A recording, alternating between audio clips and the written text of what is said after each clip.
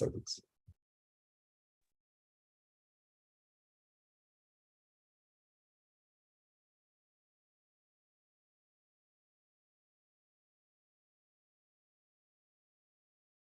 Namaste and greetings.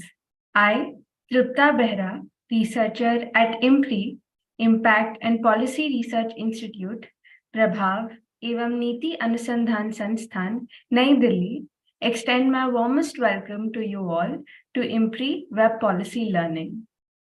We are gathered today for day one of an online international autumn school program, a 1-month immersive online intermediate certificate training course on contours of the public policy in India in the Amrit Kaal. This training program is organized by IMPRI, Center for the Study of Finance and Economics, CSFE. At the very outset, let me give you a brief background on this certification course. This course is specially designed to impart relevant analytical concepts and skills to the participants concerning various elements of India's public policies in a coherent manner. The resource persons have been carefully selected to provide a high level of expertise to be delivered with nuance and balance.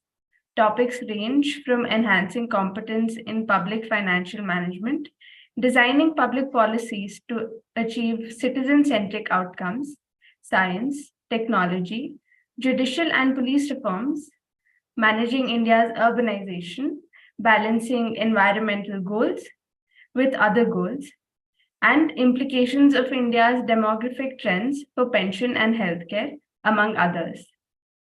This course goes a step further from the introductory level with the contours of public policy in India and its warrants, caveats, facets, and its impact.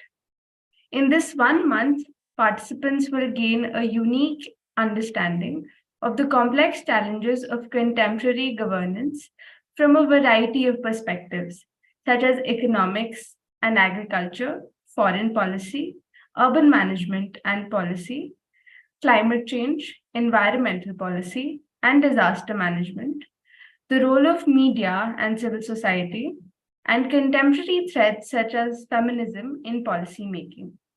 This provides the tools and know-how to comprehend and handle India's critical public policy issues. This course will be conducted by expert resource persons comprising civil servants, politicians, civil society activists, professionals, and academics. The course hopes to deliver expanded thinking and enhanced understanding to be able to make formidable contributions to public policy. This course will be chaired by Professor Mukul Ashar, Visiting Distinguished Professor IMPRI, former Professor Lee Kuan Yew School of Public Policy, National University of Singapore, NUS. We welcome you, sir. Thank you. The panel of conveners comprises of Dr. Devendra Singh, Senior Visiting Fellow IMPRI, Dr. Simi Mehta, CEO and Editorial Director IMPRI, and Dr. Arjun Kumar, Director IMPRI. The experts for this course include Mr. V. Ramakrishnan, Professor Shobhit Mathur, Ms. Urvashi Prasad, Professor Aman Agarwal, Dr. Soumyadeep Chattopadhyay, Mr. Prakash Singh, Mr. Harsh Gupta Madhusudan, Mr. Yash Agarwal, Professor Chetan Vaidya, Professor Sachidanand Mukherjee, Mr. Ashish Chandorkar, Professor M. Govind Rao, Ambassador Bhaskar Balakrishnan, Dr. Radhika Pandey, Ambassador Shashank, and lastly, Professor Anil K. Gupta. I welcome all of you to this enlightening deliberation and thank you for being interested and putting your time, energy, and efforts into understanding emerging issues pertaining to the Indian subcontinent and helping us to bring together the practitioners and participants through this course for impactful policy research and action. We have also shared the course outline and reading resources in your email for your kind perusal. Before we start today's session, I would like to remind the housekeeping announcements once again. Please join the meeting on time. There will be a Q&A session after each presentation. Kindly share your questions in the Q&A box. The questions must not be posted as an anonymous attendee. Ensure that your questions are precise and refrain from making any general comments in the question in order to save time. Now, without further ado, let us start the program. It is my honor to invite Professor Mukul Ashar to start the program with his opening remarks. Over to you, sir. Thank you. Namaskar. Dhanyavad. Uh, let me share the screen, please. And let me see.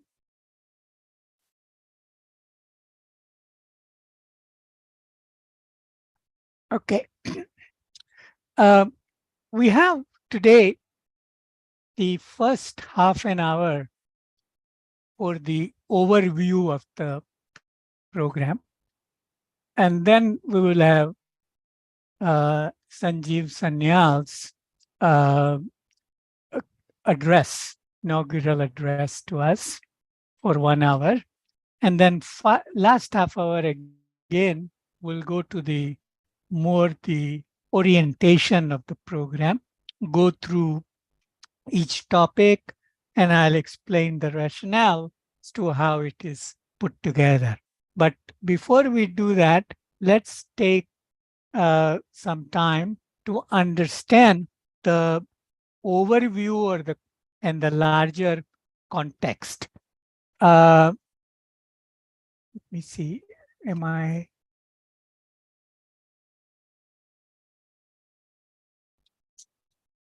I'm not.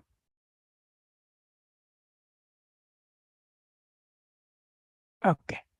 So context relevant thoughts, public policy in the Amrit Kaal is what the program has been titled. What is Amrit Kaal? Amrit Kaal for India is 2022 to 2047, when India will complete 100 years of independence. This period is considered auspicious in the Indian civilizational ethos. So Amrit, everybody knows, Amrit Manthan, and the Kal is, of course, the period. So this is a period where India has very ambitious goals, but those cannot be achieved unless there are certain changes that occur in the society. So this is what I'm going to briefly Let me give you some select data sources.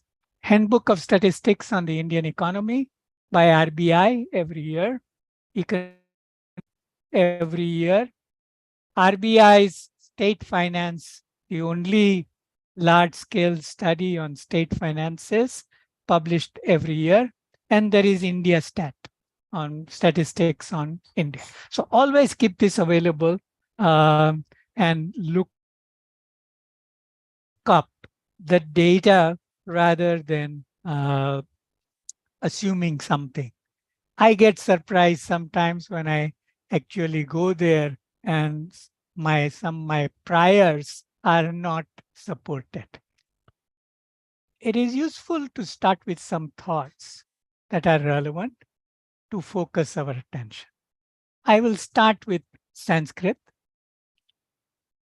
Ano Badra Kratavo Yantu Vishwata. What does it mean?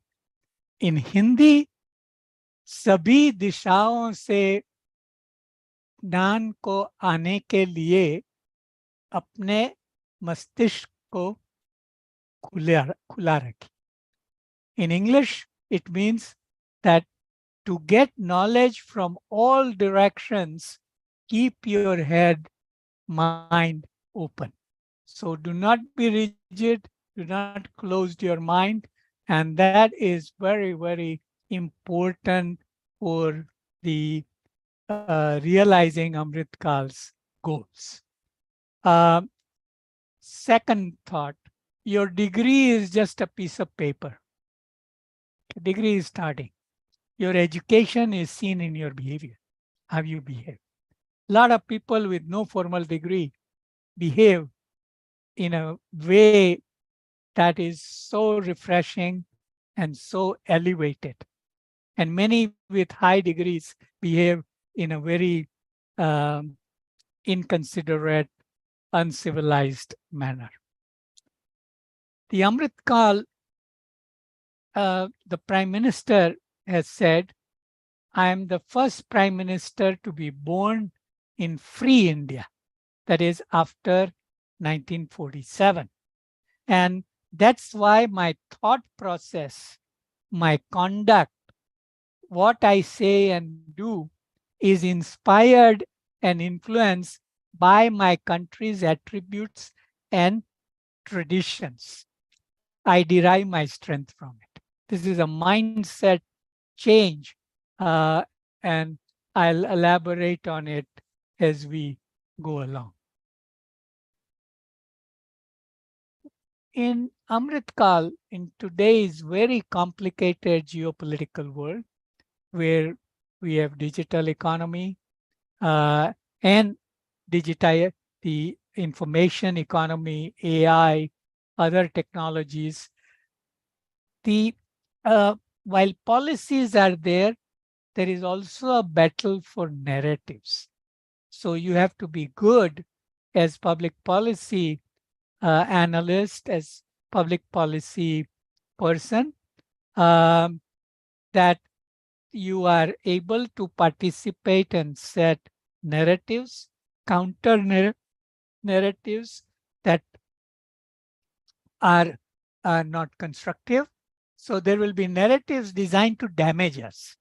As India is rising, we are seeing now George Soros and all the things that are coming out. There will be narratives designed to damage us. We have to put out narratives designed to expose those and put our viewpoint across. I think we will, Dr. Jayashankar. So this is where we have to be very careful in terms of the not only conducting public policy, but retaining the public support. Rajiv Chandrasekhar just said, the minister, that misinformation is a big challenge for good public policies. Now, what are some of the new areas? I'll be very brief here because we'll have a whole course. First is greater self-confidence as a nation. The era when progress was equated with westernization is now behind us. And many the traditions, others that were suppressed, languages that were suppressed during the colonial era are once again finding a voice on the global stage. So trend in the global order is gradually creating greater multipolarity. And if it is to develop faster, it is essential that there is also cultural rebalancing. So notice, to succeed now, these cultural issues are important as well. Asserting that globalization does not mean uniformity, Jayashankar, while delivering the speech at the 12th World Hindi Conference in Denaru Convention Center in Nadi, Mauritius, said only by understanding and accepting the diversity of our world that we can do full justice. Okay? By the way, those, just as a trivia, in the world, Chinese is spoken by 1.2 billion people, about English 1.1 billion people, Hindi 620 million people. Okay, so Hindi is uh, a language to be reckoned with.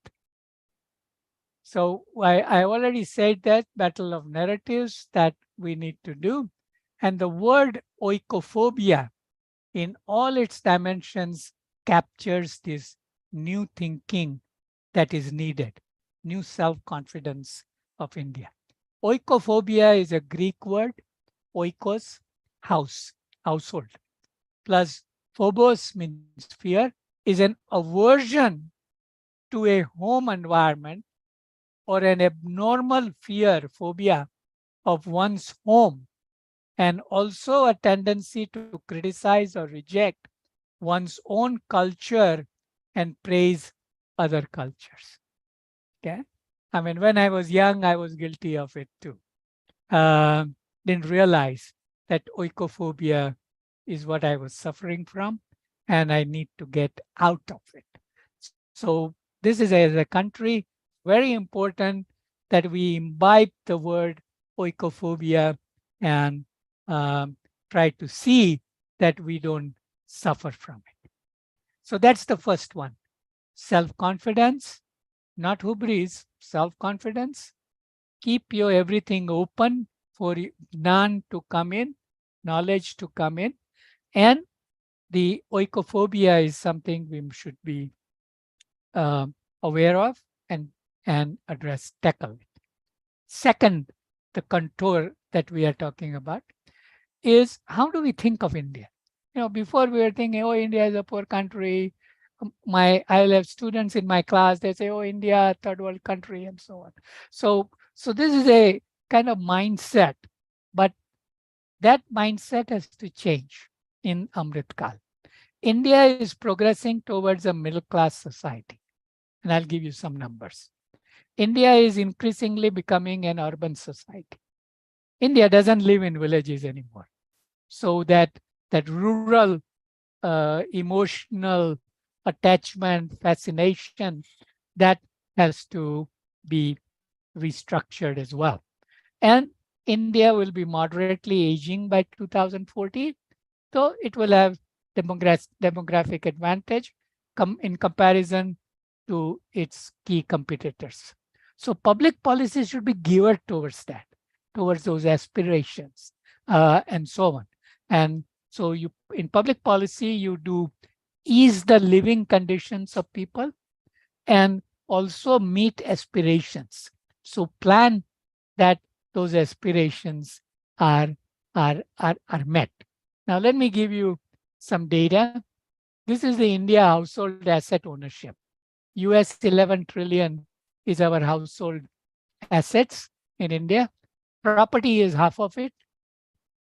Gold 16%, bank deposits 14, insurance and so on 5.9, provident pension fund 5.8, cash 3.4, and the equities in the share market is 4.7. So it's approaching 5%, which means that the stock market behavior affects a large number of households and people. Now, this is the India's equity ownership in the stock market. So in stock market, our stock market capitalization is 3.5 trillion US dollars. So the promoters and so on, they own 50%, foreign institutions 19, retail investors, people like you and me, own 10%, domestic mutual funds 9%, domestic insurance banks 6%, other 7%. So we will own through the domestic insurance banks and so on. So some of the shares indirectly. So we have to see that it is still a promoter-driven market, but we are diversifying the sources. Now, here is the India's changing income mix. Why do I say we are middle class? Where do I get this from? This is from Business Standard newspaper, and it says income pyramid. Notice they divide it between destitute, aspirer, middle class, and rich. And this is when the end of Amrit Kaal, 46, 47. So we will have the destitute declining. Already they are low. India has a great success in reducing poverty. We don't have extreme poverty now. Um, Destitute will decline from 196 to 25 million. Aspirer will decline from 732 to 184, but the middle class will almost triple from 432 million to 1,015, and the rich from 56 to 437.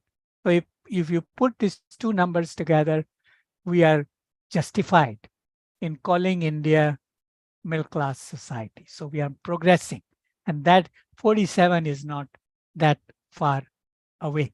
This is not a done deal, of course. We have to work for it. And some of the things we are going to talk about in the course, I hope that we can change ourselves and our public policies as well. This is Standard Chartered report by India by 2030. Now, one of the things that caught my eye was that in 2030, states with per capita GDP of greater than 4,000 US dollars will be nine states. They are not naming the state, but the and the household consumption expenditure will be 3.4 trillion. The per capita income will be 4,000, but many will have higher than that. GDP will be 6 trillion by 2030. So what are they attributing good parts to it? Consistent policy reform, macro stability, healthy external financial sector, large share of working population, digitization, and political stability. This two slides after this captures where we are, where we want to go. So this is the GDP in 2023. US is 26.9, China 19.4, but India is 3.7. So Germany and Japan are at the moment ahead of us. We'll soon take over, go ahead of them, and will be the third largest economy by 2030. But what is really interesting is the next slide, which gives you data or projections rather. These are not done deal again for 2050. Now, what does it say? It says US, China will be the largest, 41.9, US 37.2, but India 22.2 trillion as a GDP. Now, we can't have 22.2 trillion GDP with old thinking. That's why we got to have new thinking, and that's where we have titled it as Contours of Public Policy. And notice that the after India 22, the next is Germany at 6.2. Huge gap. These three countries will tend to dominate the global GDP of $227 trillion by 2050, according to these projections. Again, not a done deal. Now, I said, think of urbanization. This gives you the idea as to where India's population is. Notice the coastal area, Ahmedabad, Surat, Mumbai, Bangalore. Bangalore is not quite coastal. Chennai, Visakhapatnam, and so on. These are all on the coast. They are heavily, densely populated, but the real density is over here, right? And this is where we need to, there is Kolkata as well, density. So here is where we need to pay more attention, Patna to Delhi. And thankfully, UP is doing well, it's growing, and that augurs well for managing. And we are doing more and more for urbanization and urban infrastructure, the metros, others that are coming up. I said that we will have favorable demographics. Uh, this one gives you the working age population as a share of total population. Notice that uh, India will still be fairly ahead, and China and Japan and Korea will have much lower share of working age population. The implication is the lower the share, the more population aging you have, and it is difficult to get innovations. Younger population is needed, so we will age, but we'll still have relative edge compared to our rivals. Okay.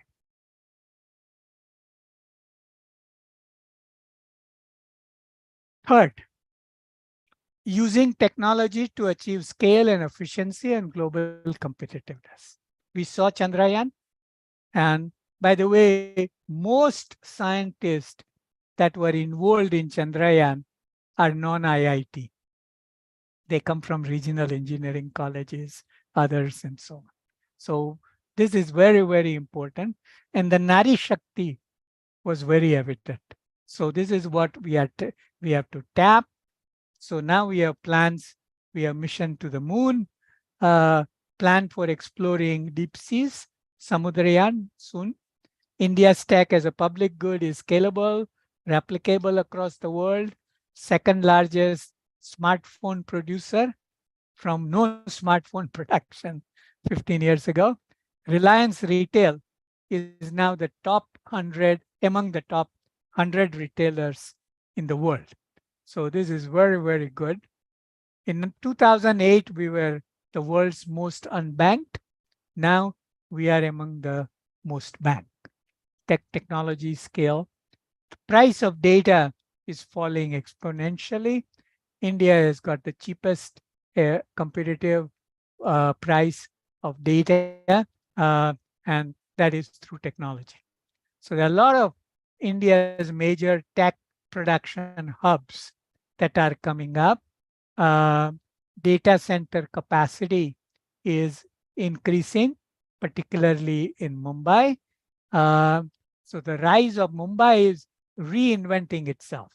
It is becoming a service center like the data center and other parts. So the Mumbai of old with textile mills and all that is not going to be there. The other technology part is that the defense sector to dump Microsoft Windows to replace with indigenous Maya OS with Chakravyuh. Now that's confidence, that's technology, that's Atmanirbharta. A lot of that will need to be done. Fourth is improving data quality and timeliness. So the numerical and statistical literacy increasing needed for public policy stakeholders. A question to ask before forming an assessment or opinion is, how do I know what I know? My sources reliable? Is there something that I need to do? And Shamika Ravi has written a very nice piece on how our sampling of our data that needs to be improved. Okay, so I've given you a quick uh, sort of background to now for the program. And let me stop here. Thank you. Thank you, sir. Dhanyavad. Namaste. Thank you so much, sir, for your opening remarks. I would now like to invite Dr. Sanjeev Sanyal. Dr. Sanyal is currently a member of the Economic Advisory Council of the Prime Minister and Secretary to the Government of India. He was the Principal Economic Advisor to the Finance Minister for 5 years till February 2022. An alumnus of Sri Ram College of Commerce, Delhi, Dr. Sanyal later attended Oxford University as a Rhodes Scholar. He has had many affiliations, including being a visiting scholar at Oxford University, an adjunct fellow at Institute of Policy Studies, Singapore, a fellow of the Royal Geographical Society, London, visiting professor at Jawaharlal Nehru University, Delhi, and senior fellow of the World Wildlife Fund. He is also the author of a number of best-selling books, including Land of the Seven Rivers, The Ocean of Churn, India in the Age of Ideas, and the India Renaissance. He co-authored and edited 6 economic surveys of the Government of India between 2017 and 2022. He has also published over 200 articles and columns in leading national and international publications. Sir, it's a pleasure to have you among us today. We welcome you. Pleasure to be here. Now, why don't I ask you, how would you like me to do this? Are you going to do this as an interactive session, or would you want me to speak for a while? What would you like me to do? So you can speak for a while. Yeah. Mukul said, do you have any suggestions? No, I leave it to Sanjeev. Okay. Hi, Professor Asher. How are you? I'm fine. How are you? Good to see you. I am very well. So give me a sense of what the audience is like, then I'll tailor it to that. So, sir, most are working professional, working in different government, corporate, and other settings, and a lot of students also, masters, undergrad students. Okay. But it's an intermediate course, so not very fundamental, but a level up. So, okay. So the topic that I wanted to speak about was relating to basically decision theory and how to deal with uncertain situations, and the importance of using feedback loops in order to make decisions and make particularly policy decisions when you're dealing with extremely uncertain systems. Now, in order to understand what I am talking about, you need to understand what I am contrasting it with. You see, much of decision-making that happens, or at least the frameworks that are taught and end up being done, tend to have this view that we live in a world where even if there's not entire certainty, but certainly that you can apply probabilities to future outcomes, and therefore your decision tree is a matter of sort of trying to maximize expected utility by taking that various outcomes, putting some probabilities to them, and sort of working it out. Now, this is very useful if you are doing a classroom exercise, or behavioral economists like Kahneman and Tversky, etc., are doing these puzzles and trying to work out how human beings make decisions. But in fact, very few decisions of any consequence can be made like this. Certainly not at a policy level, or in any large system. Even decision makers who are running large companies, or even in personal life, making decisions about, for example, how to, what job to take, what career to take, whom to marry. None of these decisions can be meaningfully made using a decision tree, because there is no way of placing any kind of probability or even listing out the possible outcomes that can happen. Because we live in a very, very uncertain, churning world where the future is almost impossible to tell. I mean, who knows what the implications of AI are? Who knew at the beginning of COVID how the COVID would play out to be? How do we know how a city will be in 20, 25 years' time? So, given that it is not possible to know how things will pan out, you can't even imagine in some cases how things will be. How do we take decisions? This is really the topic that I'm going to talk about. Now, in order to understand this, I need to first distinguish between risk and uncertainty. This is something that's not new. Frank Knight, going back to the 1930s, had made this distinction. Others have since then made this distinction again, but I'm going to make it anyway. And this is this, that almost much of academic literature on risk relates to risk. And essentially what risk is are things that you know can or will are a possibility, and you are able to apply some probability to it. But as I pointed out, the real interesting things where decisions need to be made are relating to things that are uncertain. And they are uncertain in the sense that it's not possible to work out all the various things that can happen. And it's simply impossible to put any probability what is going to happen, because there are just too many moving parts. And this is really, when you make decisions or the important decisions that need to be made for policymakers, this is really the crux of it. This is not about collecting more and better data.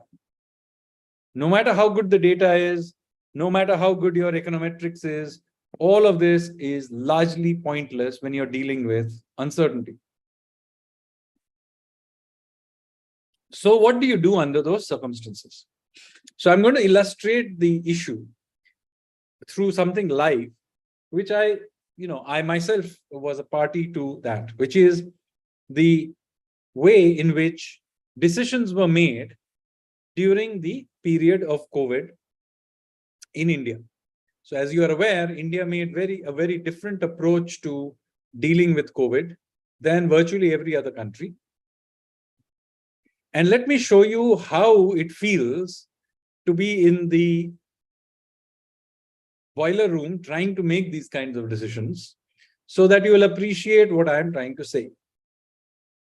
So let's go back to the March of 2020. COVID had started. We knew that something bad had happened in China. We also knew that whatever it was had spread to northern Italy and was killing a lot of people.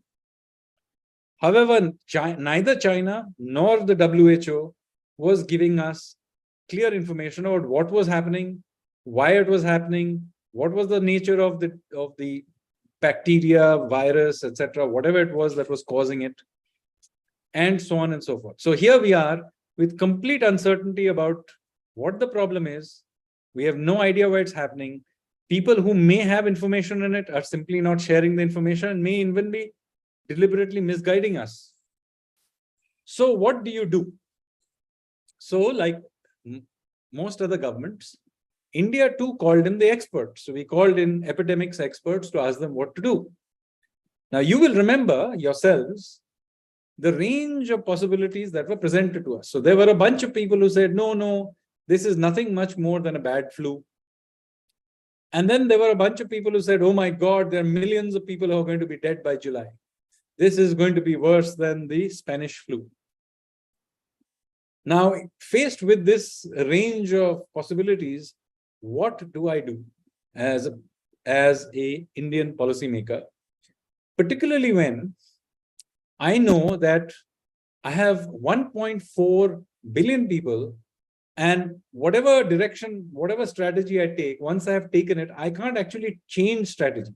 If you're living in Singapore or some small country with a lot of resources relative to the population, maybe you have a chance of changing direction. I mean, India has no chance of direction. If you go with something, you have to go with it. I mean, quite apart from the changing direction becoming difficult with politics, you also have the administrative capabilities and all kinds of things. And of course, there is the other problem that once this thing spreads into the wider population, we have no way of actually figuring out how to deal with it, because it will spread like wildfire. And if it turned out that the pessimists were correct, then we would have a disastrous situation. Now, every other country in the world faced this decision problem as well, and different countries took different approaches. So, for example, China went for a zero COVID policy. So they shut down everything, and that's how they went about it. Sweden went for a completely open Swedish policy. You remember that. The British originally went for herd immunity, and Boris Johnson made an announcement, but then it quickly changed its mind and opted for a lockdown type policy. And so on and so forth. So different countries did different things. But what were we going to do in India? Now, what we decided was to actually go for something called a barbell strategy. Now, barbell strategy is something derived from derivatives strategies in the financial markets. Well, basically what you do when you're faced with utter uncertainty, you combine two opposite strategies. And as a result of that, you make your way through into the darkness. So what we decided is that on one side, we were going to actually iterate and try to do Bayesian updating to try and work out how to deal with uncertainty, i.e., as more information became available, we would update our way into the future. It's a process of iteration rather than trying to predict where it was going, because nobody seemed to know where to go. But at the same time, you create handrails or safety nets in order to avoid the very worst possible outcomes. So in the very beginning, you will remember, we were one of the first countries in the world to impose a full lockdown. Now, many people at that time, and later on, everybody did a lockdown, but because we were one of the first, and certainly the largest country to do a full lockdown, we came under a lot of criticism. But this is exactly what you should expect to do in the first round of an iterative process. When you have no information, then you should do a full lockdown so that some time can pass so that you can gather information for the first round of iteration. So basically what you do is you create the first safety net is don't completely shut down the system. Now remember, it is not the case that we who are managing the system did not know that it is devastating for the economy. Of course we know. It doesn't require too much imagination to know that. But we needed time to figure out what's happening. Now, after about a month of being in this lockdown, we figured out, first of all, that it was spread by a virus.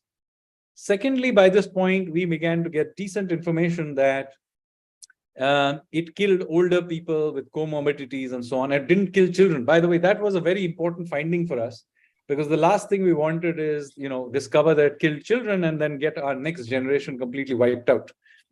So although it was very bad for older people, in some ways it was a sigh of relief.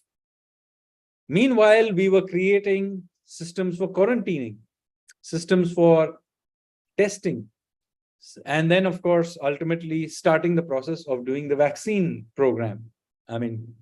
So as we got better information, we began to slowly open it up. And you will remember we opened it up very significantly as we went along with time. Because why? As we became better and better at doing this, we were able to open things up. Now, the same thing we did with the economy. We shut it down in the beginning, but then we kept opening it up through an iterative process. And you will remember that we kept having, every few weeks, we would, Finance Minister Nirmala Sitharaman would do a conference call or a press conference. And in that, she would announce a series of measures. Now, people were at that time very, very annoyed that we were doing these regular changes in policy. Well, that's the only way you can do it. When you do not know what the long-term policy is, the long-term situation is, you do not go out there and have this grand plan and use up all your ammunition, fiscal and monetary, in trying to do something when you have no idea how long this whole thing is going to last. So if you remember, we were actually quite restrained about using our resources. Instead of using all our resources in trying to do a Keynesian style demand expansion, we took the view that this was actually a supply side shock. It wasn't the case that people didn't want to spend money. People wanted to spend money, but we were stopping them from spending money by stopping them from going to the restaurants, the malls, shutting down the system. So we saw this not as a demand side problem at all, but as a supply shutdown. And we said that, look, when you got a supply shutdown, if you're going to try and pump demand, basically it's the equivalent of pressing the accelerator when your foot is on the brake. All you'll get is an overheating. So when the other countries were going and giving out stimulus checks and doing massive monetary expansion, we were very, very restrained in all of this. And of course, you will remember, we were criticized quite a lot for doing that. But that doesn't mean we didn't recognize the impact of the shutdown.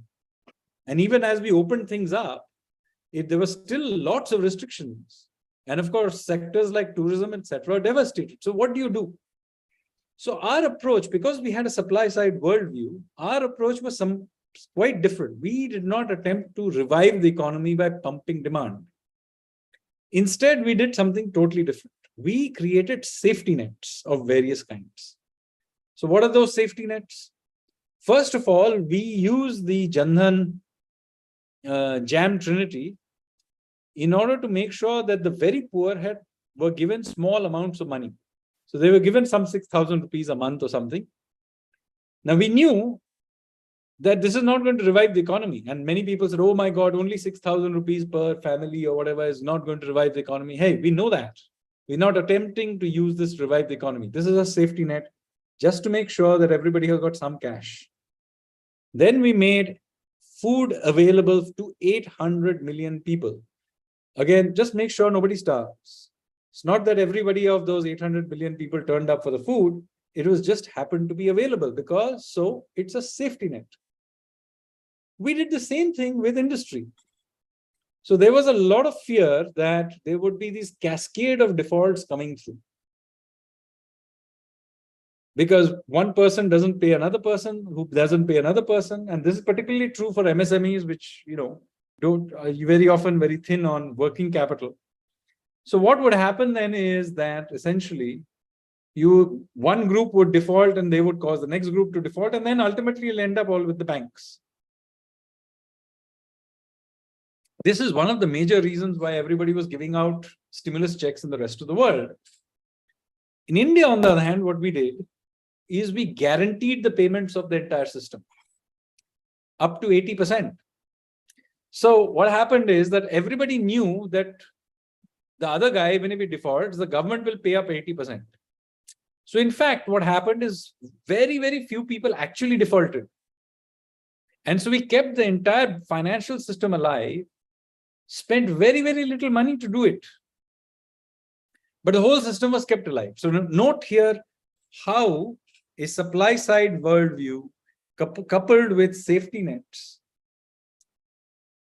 took us down a completely different path in which we were continuously iterating and changing along the way. And then when finally things began to open up in October, November of 2020, we then began to actually pump up demand. And again, where we pumped up demand is also very important because we had this very supply side approach. We did not pump up consumer demand. We went and actually spent all that money on infrastructure. Our logic was, for whatever it's worth, we're going to run up large amounts of debt for this. And it's the future generations that will have to pay for it. At the very least, we should leave behind good quality assets for them.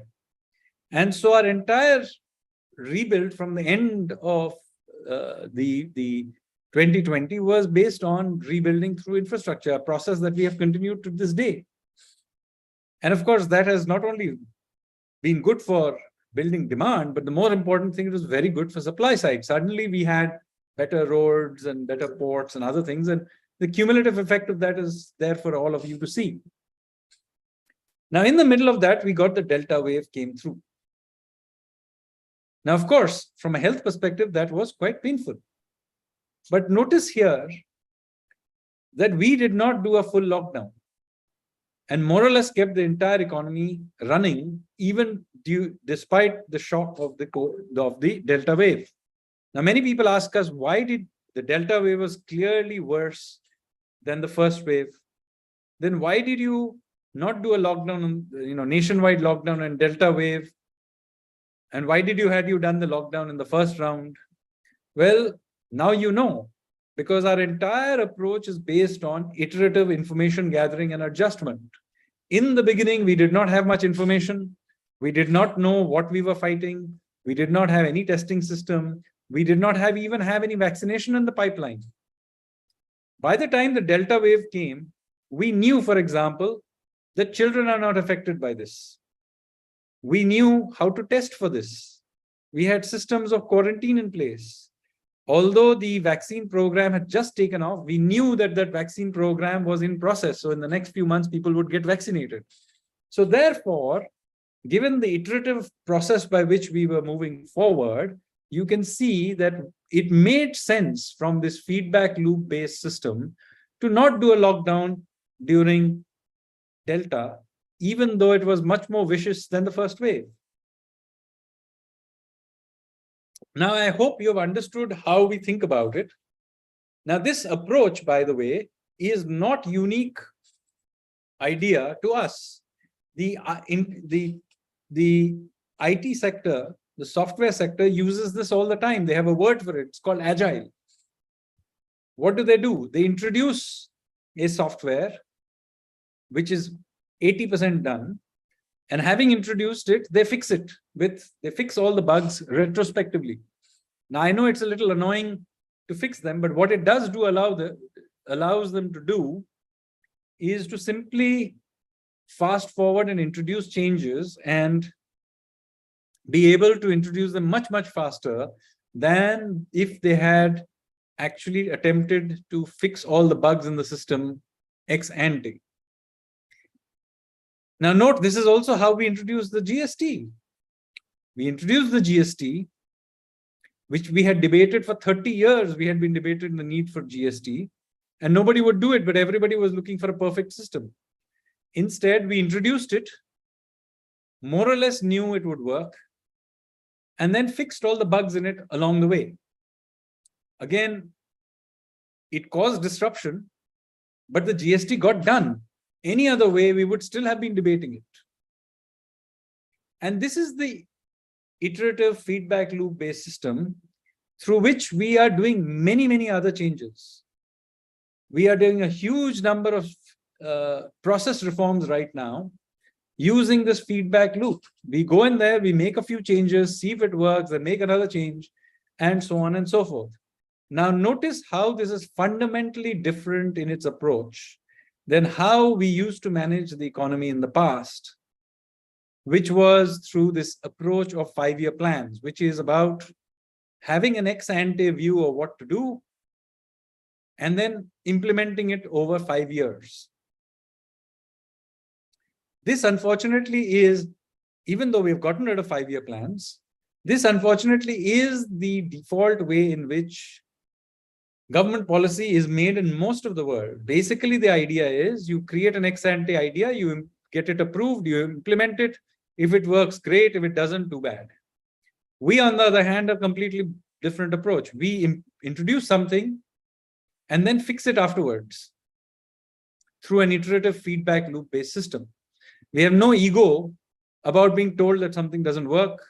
Our view is that nothing works, it has to be made to work.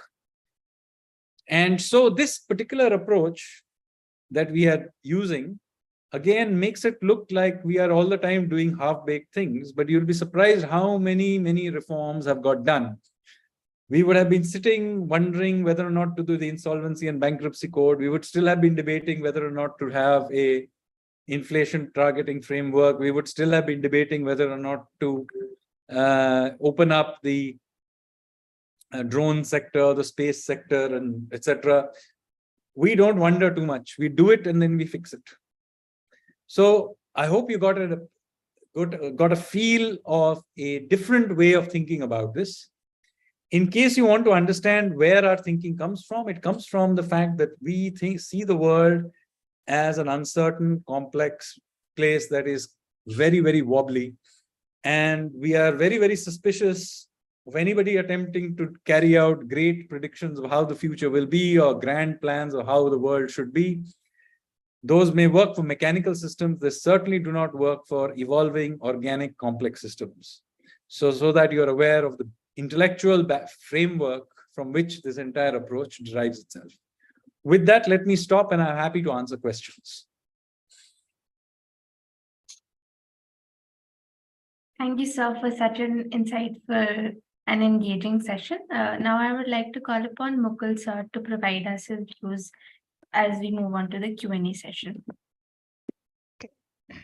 As usual, Sanjeev has provided us in relatively short time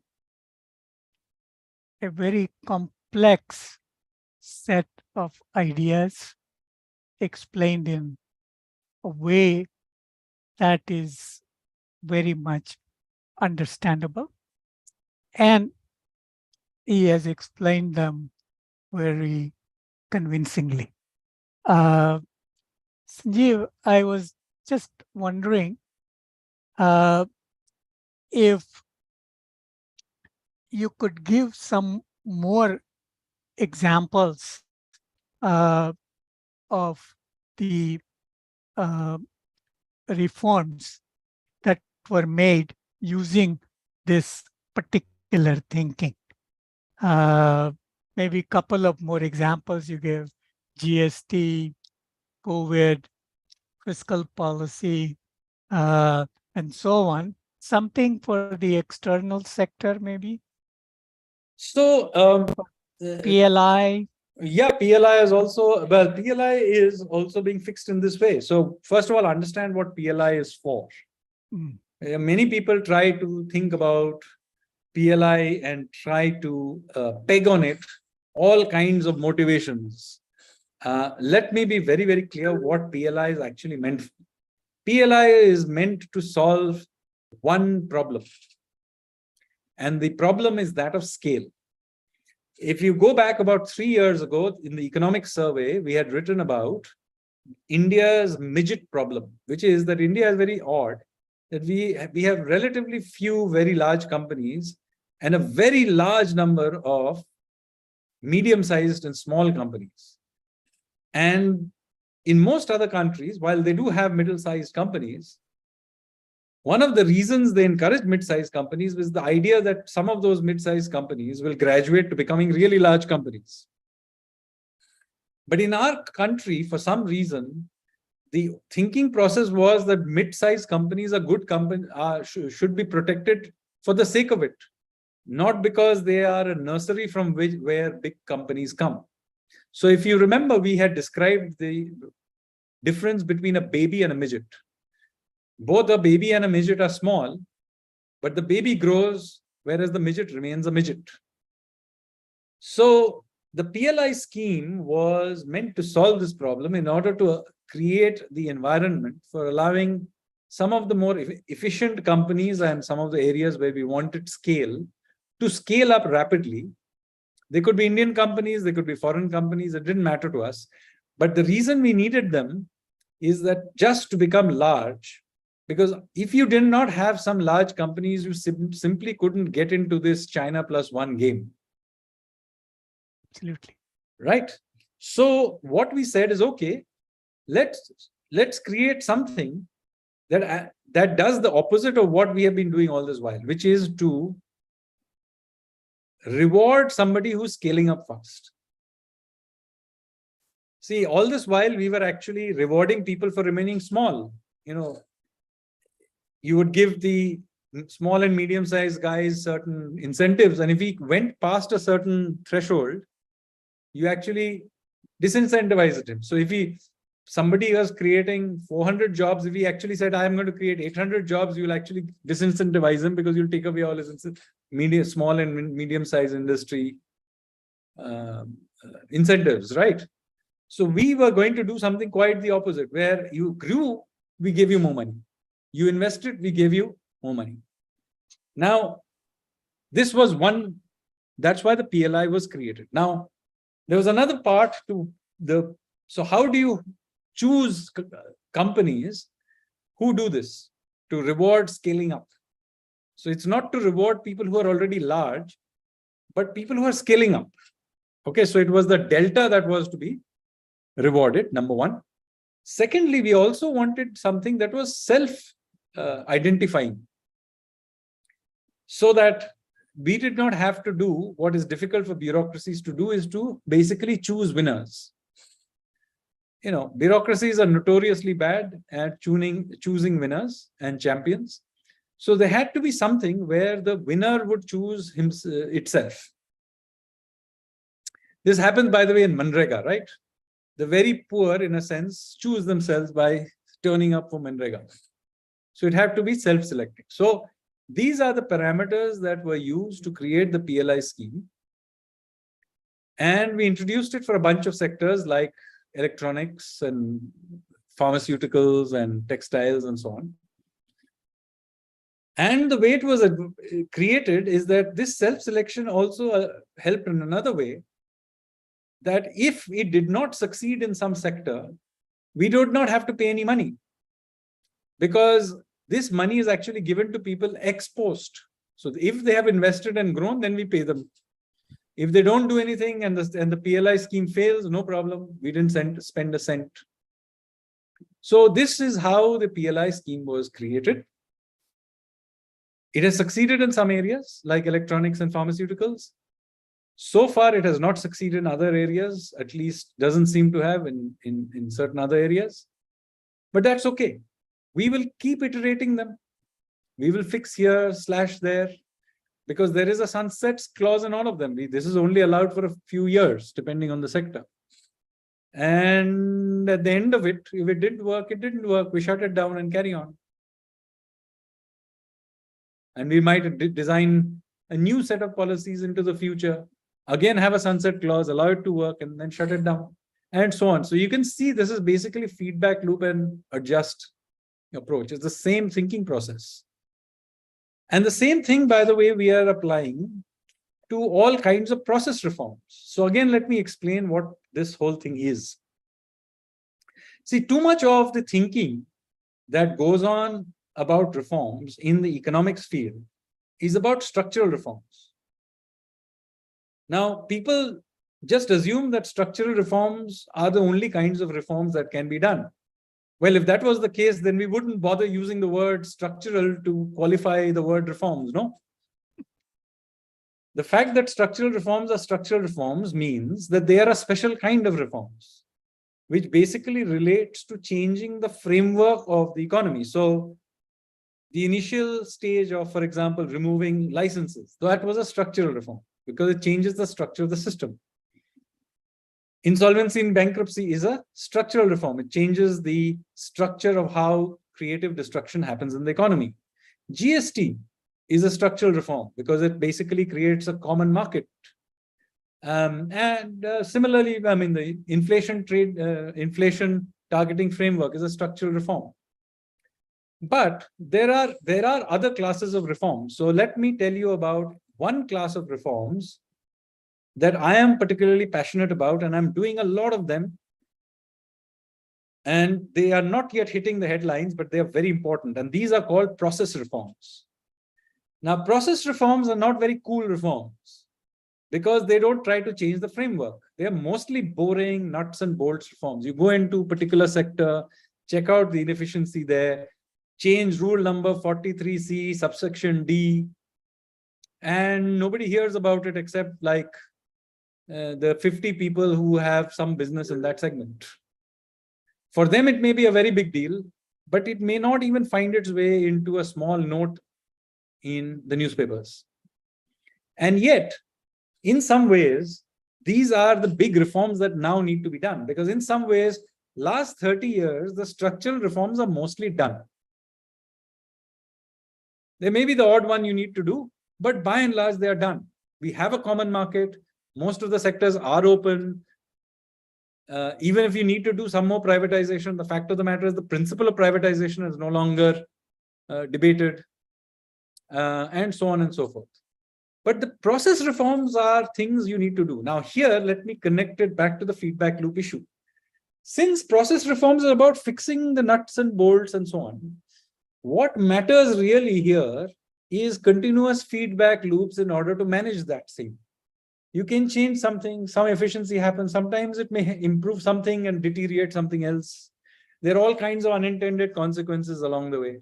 This is not about one-time structural change. It's about continuous feedback loop changes. So not only are process reforms important, this idea of feedback loop and adjust is absolutely critical to it.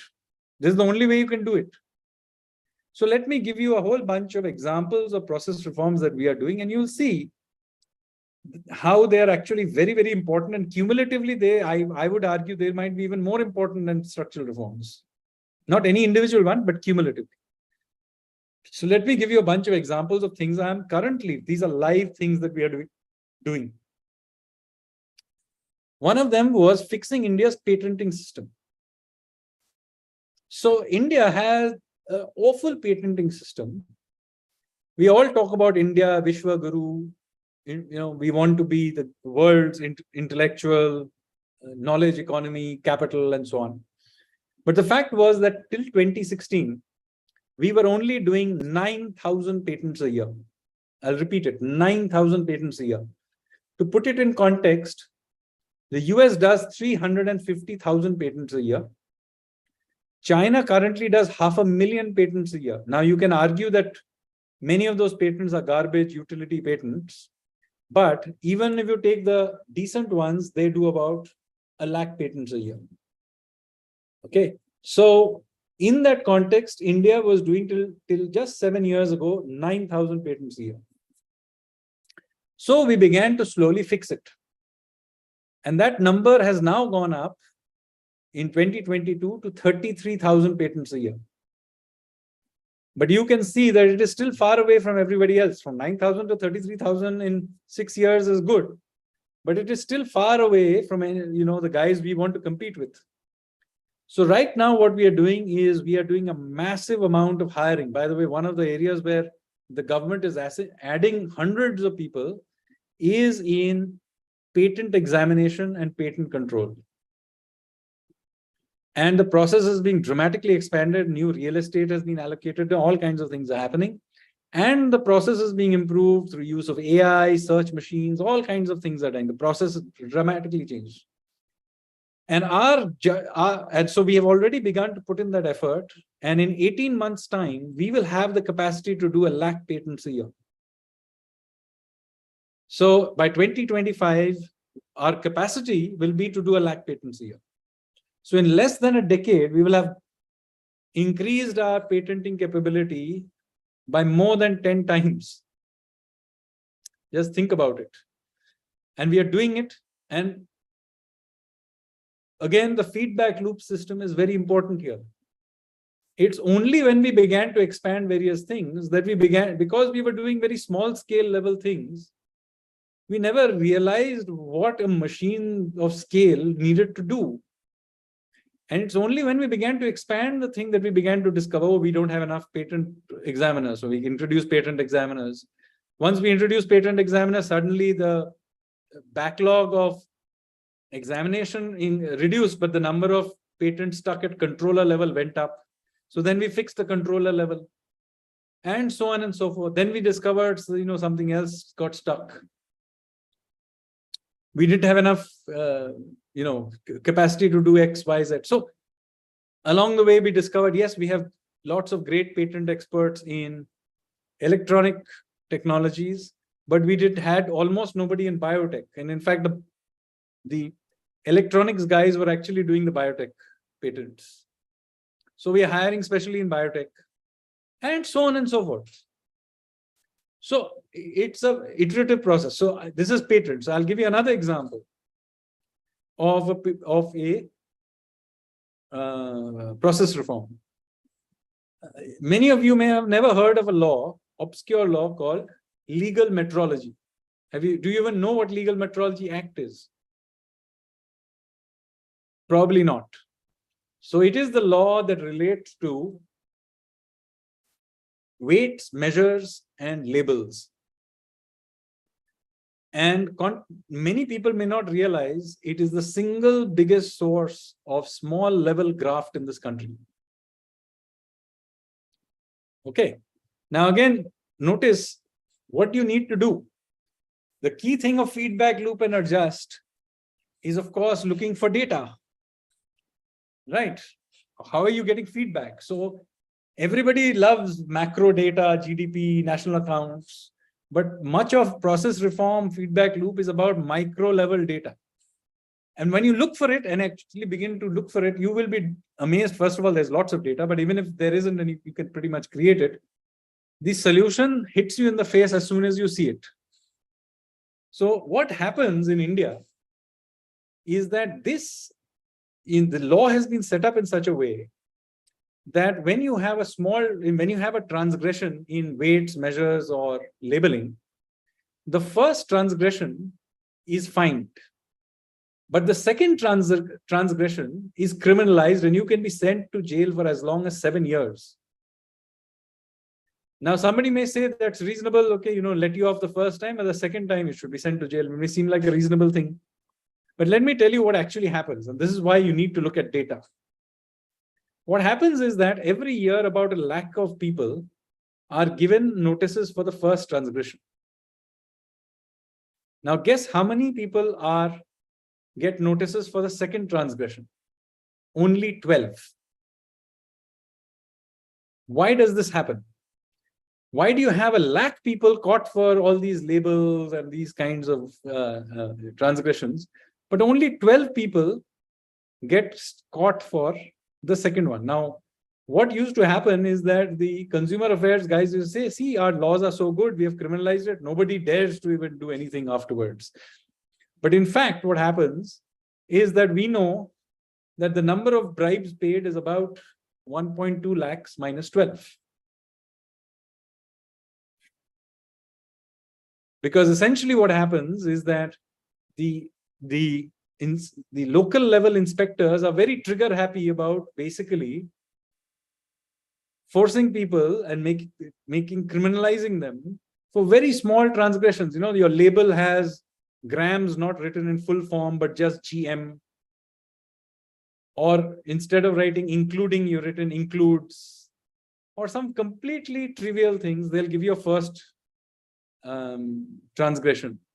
Now, you as a businessman will tell, chodo, doesn't matter, let's pay him 5,000 rupees and, get rid of this guy. But what has happened by doing the first transgression, you now are at the trigger of a second transgression, which can be triggered on you for the most trivial of reasons. So what will happen is that now you are a real prisoner of the local inspector for the rest of your career. And so this is how, so now what we are doing is we realize this. And so in this new bill that is there, the Jan Vishwas bill, about 1/3 of these transcriptions are being decriminalized completely. And the rest of them are also, we'll do something. So the legal retrology act provisions are all getting now decriminalized for the most part. We'll retain some amount of criminalization because there may be some situations where, actual criminal behavior happens. But by and large, we are decriminalizing this whole thing. So hopefully, Professor Asher, you got a sense of how we are thinking about these reforms using this feedback loop-based system.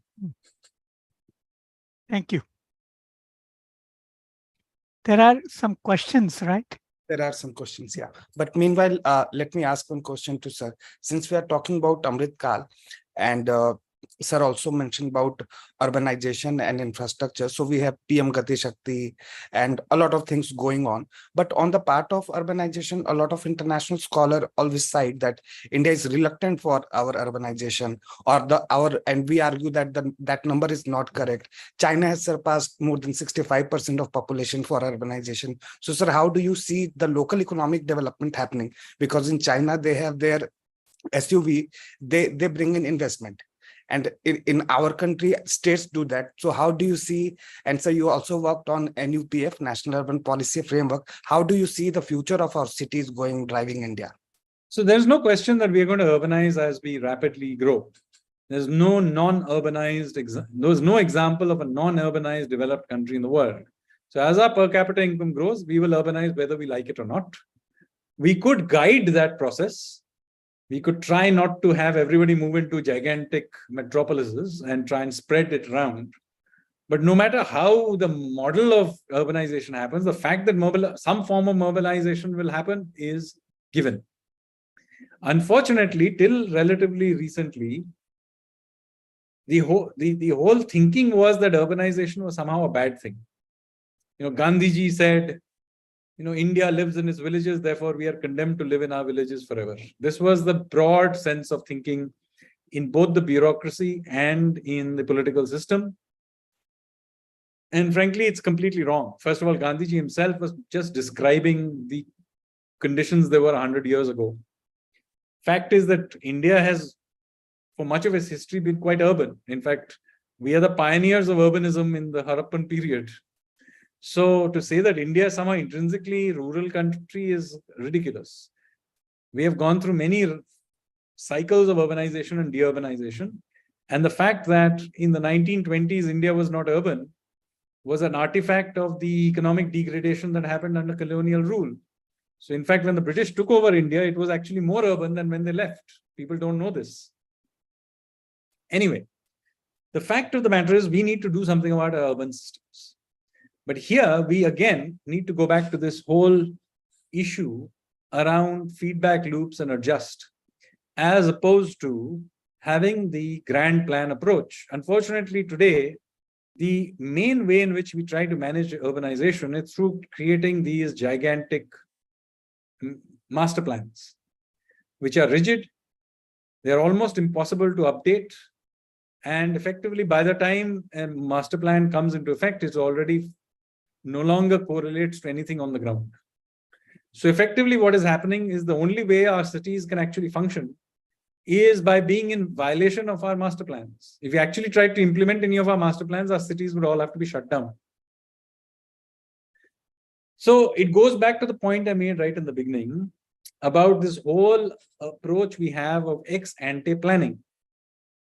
Master plans are no more good for the economy than master plans are no more good for the cities as 5-year plans were for the economy, for exactly the same reason. Rigid plans cannot deal with fluid systems. So what we need to do is something like what Singapore does. Singapore does not have a master plan in the sense that India has master plans. What it does do have is a master, what they call a master plan is actually a master map. It is just a depiction of the situation as it stands. So if you go to Singapore and you go to their urban URA, Urban Redevelopment Authority, in the ground floor, there is a huge map of the entire city in meticulous detail, and it is updated every time a building comes up or is pulled down. They change it on that gigantic map.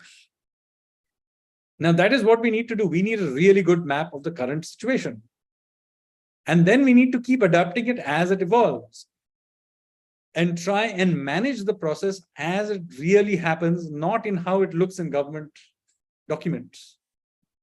Otherwise, what is happening today, you have absurd situation that in the map it says that this is a public park. On the ground, actually it is a slum.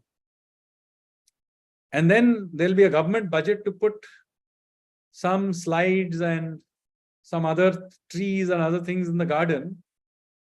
So suddenly one fine morning, a whole bunch of people will turn up in the middle of the slum, plant a bunch of trees, put 2 slides and walk off. Because on paper, it is a garden. It does not matter that their place is actually a complete slum. You see, so this entire approach that we have of having wise people sitting in planning commission who know where the world is going has to be stopped.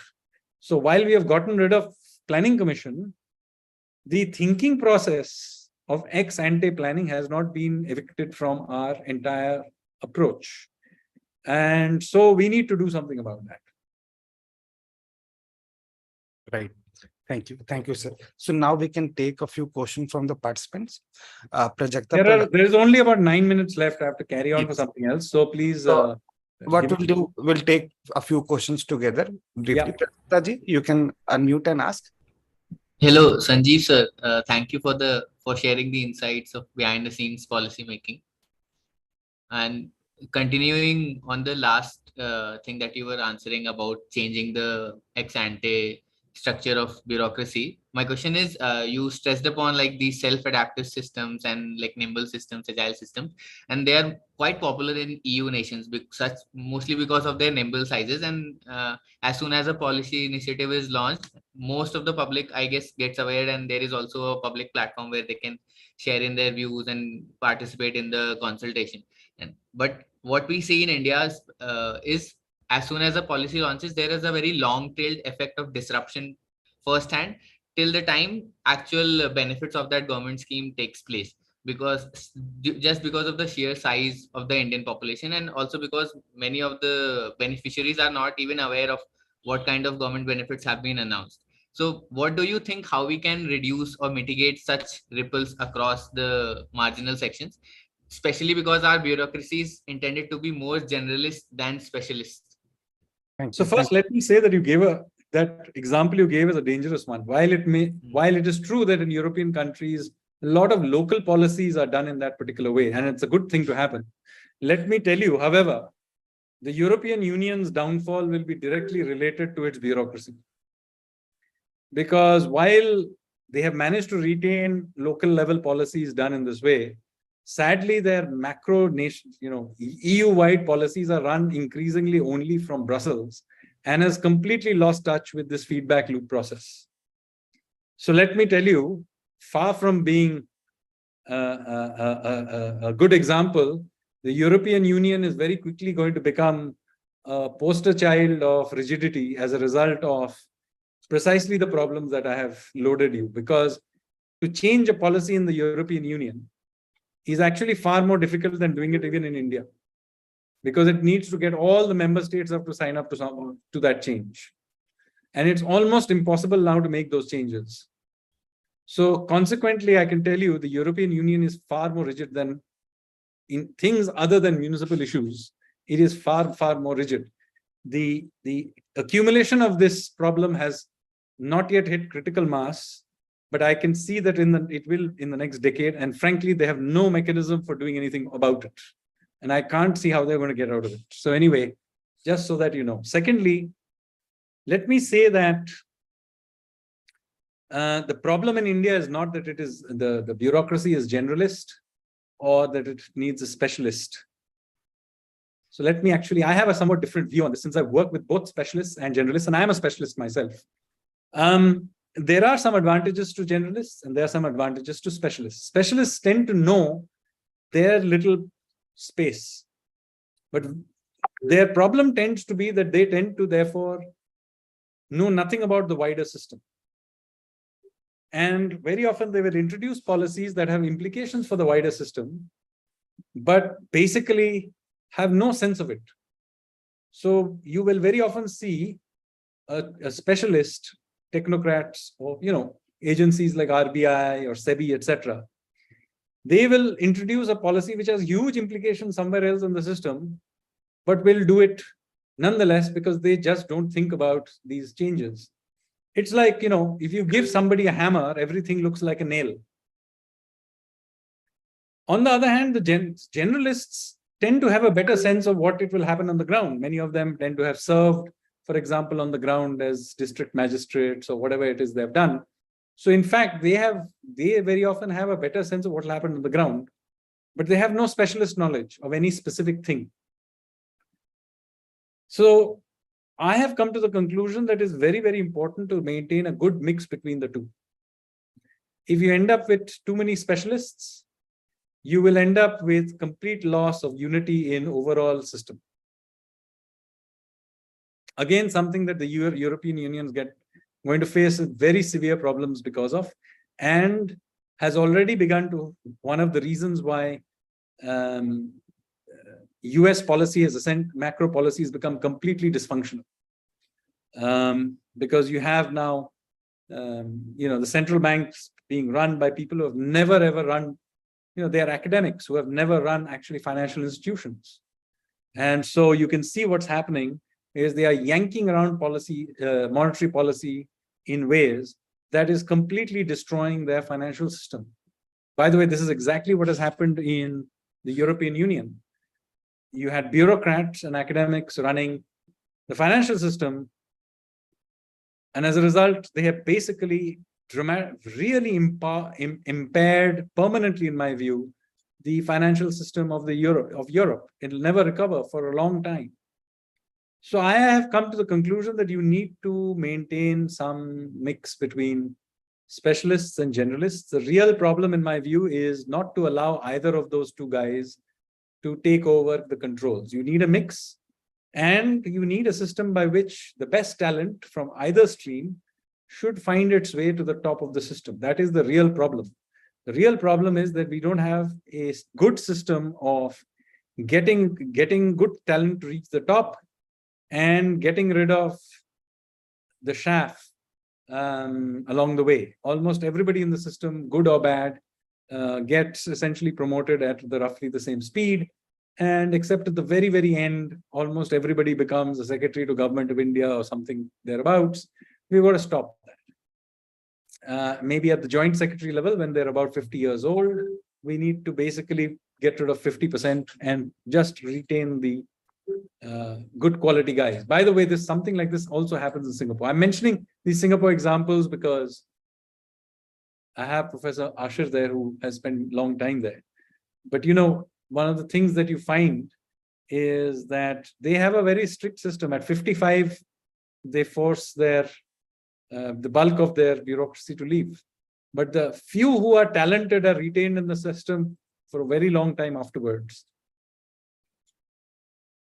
And is that a good characterization, Professor Ashir? The number of elite administrative officers are only about 300 plus.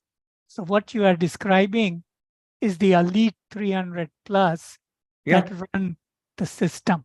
The rest of the bureaucracy is on a routine basis. Yeah, that is true everywhere. Yeah. So that's what 300 people is their administrative elites, where they are very strict, they demote, they do things, assess it properly. And I think you need an assessment system, which we are just trying to introduce, right? Yeah. So now you'll have to excuse me because I've come to the end of my time. Okay.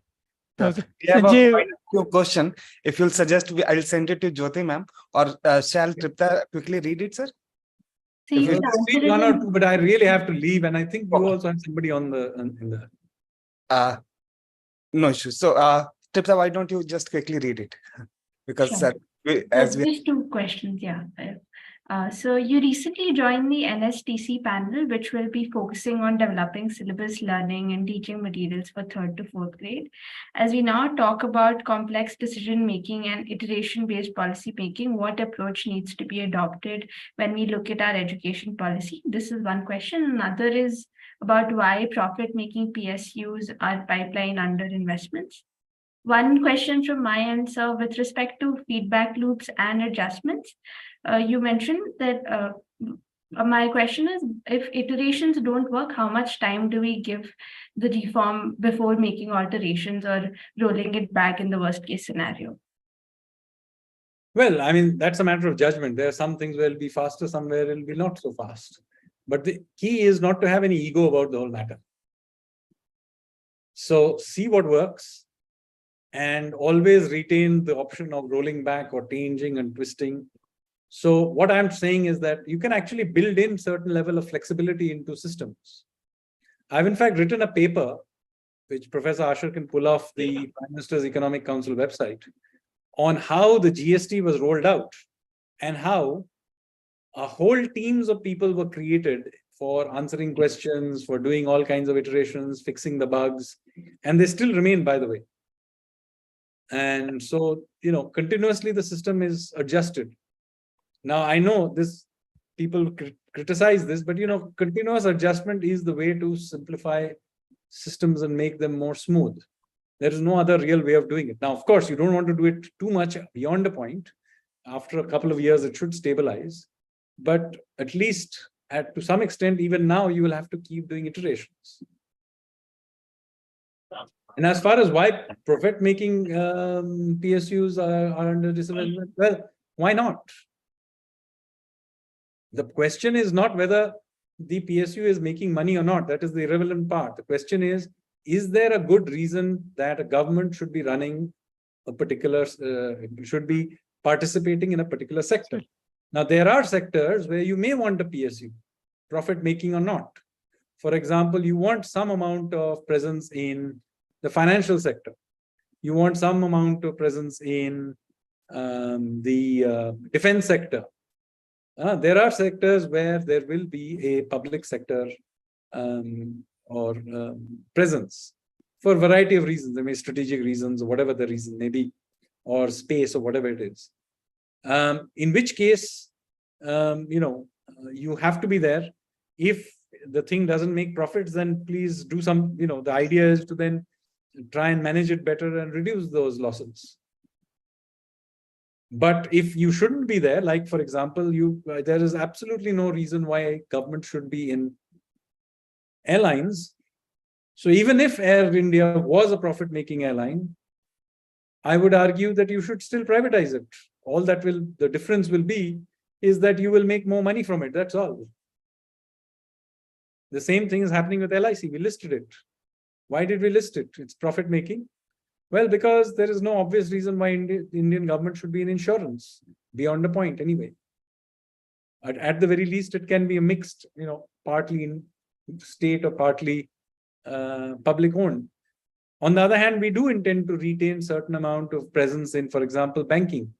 So State Bank of India will always be public sector. Even if it is listed, we will maintain some public sector presence, because we know that while there are problems with public sector banks, we also know that there are problems with private sector banks. The good news is that there are different problems, different kinds of problems. So what happens is, since they are relatively uncorrelated problems, it's good to have a mixture of public and private in the banking sector. It is true, however, we do not want a sector which is 2/3 public sector. Over time, that number will go down till something like 60% will become private and 40% will remain public, but something from the public sector will still remain. Right. Thank you. Thank you very much, sir, for your time. Thank you. Bye-bye. Really Thank you. appreciate it. Learned a lot. Bye. Thank you, Sanjeev. I now invite Mukul sir to give the participants an overview of the program. And so we can also have participants' introduction towards the end. Yes, you want to do the introduction first? No, so you can give the overview, then we can go for the introduction. Suvendu ji has also asked. We will have the mic to everyone so that we can prepare for our session starting from next week. Yeah. Okay. We can see it. Yeah. So you can try full screen. Okay. Yeah, Is it fine? Perfect. Okay. Now, the Sanjeev Sanyal was able to expand on some of the themes that we had talked about, that what we need to do in Amrit Kaal. So you have you need a fairly sophisticated, non-ideological, outcome, result-oriented policymakers who want to improve citizens' ease of living, everyday living, water, electricity, roads, connectivity, and quality of life to meet the aspirations as we grow. And that's why rigidity in ideology is counterproductive. Now here we have gotten a broad overview from my first half hour, from what Sanjeev has given so many examples of it. So all I would like to do now is to go over the topics and say a little bit about each topic, and maybe a little bit about the authors, but not much.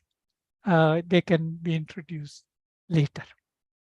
Now, note that the list of topics we have included in this program is not exhaustive, as the scope of public policy is very vast. And for example, land reform, or the some of the reforms in the forestry area, the Northeast connectivity issues, and so on, and the larger sort of political economy, media's role, civil society role, and so on. So a lot of topics, but we have to be selective. Let me make a request. Please reserve your assessment till all the topics are covered. Don't judge on today or next week or something. Wait till the end, gather together the whole thing. You will like some part, you may not like some part. Each person will get something different depending on their what they pick up, what their interests are, and what they find. And it is not necessary that you agree with all. You can have a different perspective, but the request is that the different perspective should be informed, one, data, empirical evidence, and second, should be constructive to solve the problems, not to score political points or agenda points or debating points. That's teenager stuff. Okay. Teenager means immature people do all that kind of stuff. We are at the intermediate analysis part, and we have to have mindset that we want to improve things. We may disagree, but let's improve. That's fine. And reason together, that is very, very important. Okay, now today's topic you already have had. So our next week is, there are two topics we are discussing. Knowing doing gap in public policies. What Sanjeev has also explained, there are a lot of things that we know, but we are not able to do it. So what are the different types of knowing doing gaps? And sometimes in knowing also, there are a lot of gaps.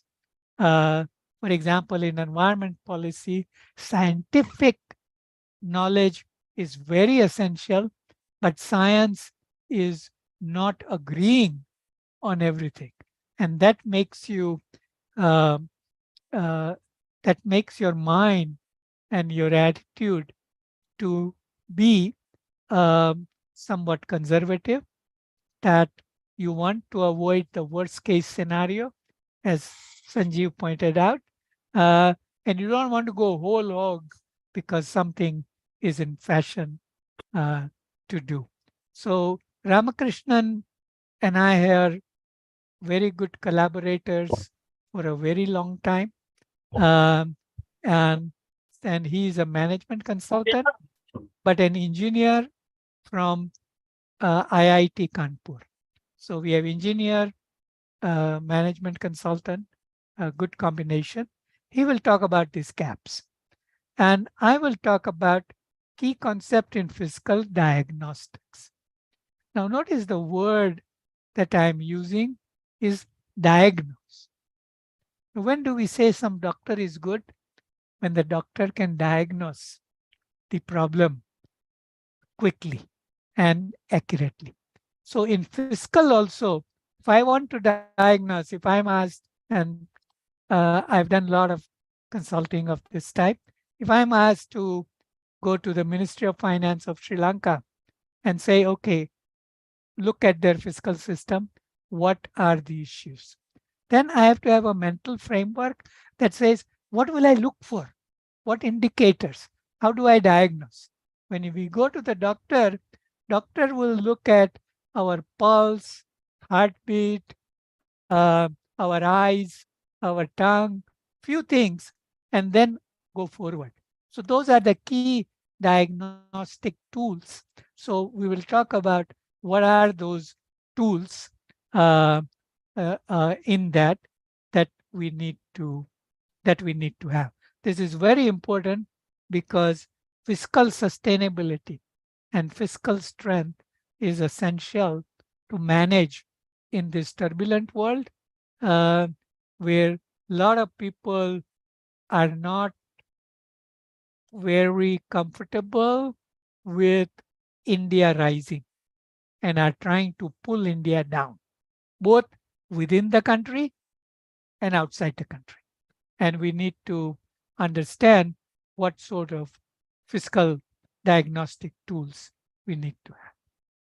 Then Ram will again come back and talk about citizen-centric public policy.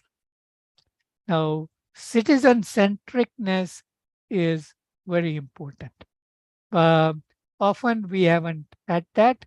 Now, under since 2014, we do have citizen-centricness, but it's not always easy, even if your intentions are right, to have a actual policy and implementation that follows that.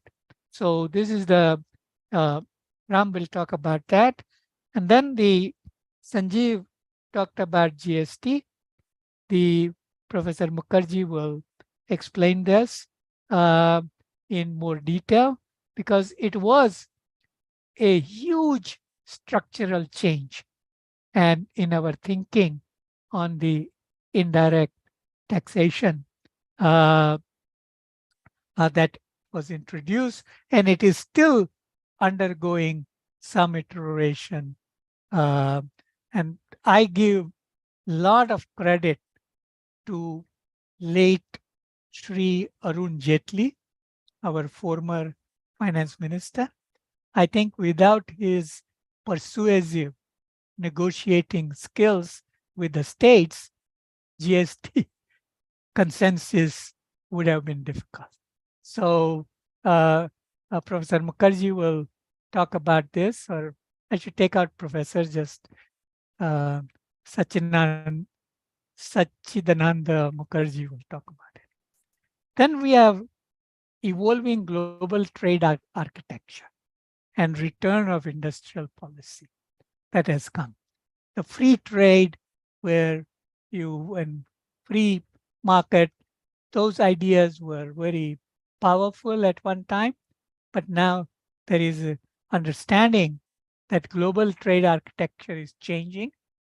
Instead of having free trade globalization, we are now having friendly shoring, friend shoring, where the like-minded countries get together and try to do this. And the industrial policy has come back like our PLI, equivalent of that in many countries. This is going to be talked about by India's representative in Geneva at World Trade Organization. Ashish is an economist right now based in Geneva with WTO India mission. So he will be able to say something from the inside on these issues about international part. And external trade will play a very significant role for India. Very few know that today our external trade in goods and in services, both exports and imports, is close to $1.5 trillion. And that is approaching 40% of our GDP. Then we are talking about education and skilling initiatives. What is important now is not jobs, but livelihoods. That requires skills. So this is what I was saying before about education, behavior, motivation, skilling. And Shobit Mathur is the Vice Chancellor of Rishihood University in Sonepat, Haryana. So you would have a very interesting perspective as a Vice Chancellor on these issues. India's rise will require judicial reforms. Massive way. We have a huge backlog and so on of cases. Justice delayed is justice denied. Recently, President Murmu said that some people come to me and say, oh, I won in court, but nothing is happening on the ground. So that court decision doesn't get implemented on the ground, and that is justice denied. Judicial reforms are needed. Police reforms. How do you recruit police? The scene is changing. Criminals are much more sophisticated now. White collar fraud is very gaining in importance, and so on. And how do you do that police and judicial? I would have liked them to be separated, but because of the choices to be made, they are together. So Prakash Singh will be talking about that. Sanjeev mentioned that we have very correctly gotten rid of the Planning Commission. So not a very constructive way to go about it. And we have Niti Aayog. Now notice what is the word Niti stand for? It's called National Institution to Transform India. Transform. It's not small incremental change, transform. Now transform is, if you have ice, for example, it turns into water, but it can be turned back into ice again. That's not transformation. Okay. Transformation is that when it's changed, you cannot go back to the original. So it's much more profound. So the word Niti Aayog is chosen with lot of thinking that it is about national transformation. And Urvashi works in Niti Aayog. So she will be able to give us an insider view of what role it can play in the Amrit Kaal. Then the India's recent policies towards financial inclusion. It's very, very important. India has had a great success. And a lot of people now want to do UPI and other transactions. Latest country is New Zealand, which has accepted UPI. Professor Aman Agarwal, runs Indian Institute of Finance. He probably is the is dean definitely, but also probably chairperson now. He's a real academic entrepreneur who has mentored a lot of young people, and India's premier finance university. Okay, so Indian Institute of Finance is where he's from. Reforming India's personal and corporate income tax. So we do need tax reform. Some of it is process reform. Some of it is structural reform, particularly in we already did indirect tax in GST. We are still running with 1961 income tax amended for that we need some changes in the direct tax code as well. Govind was the director of National Institute of Public Finance and Policy. So he's a very, very senior, respected economist. He was a member of the Finance Commission, 14th or 13th, I forget. So he also has a lot of insider view of the policies.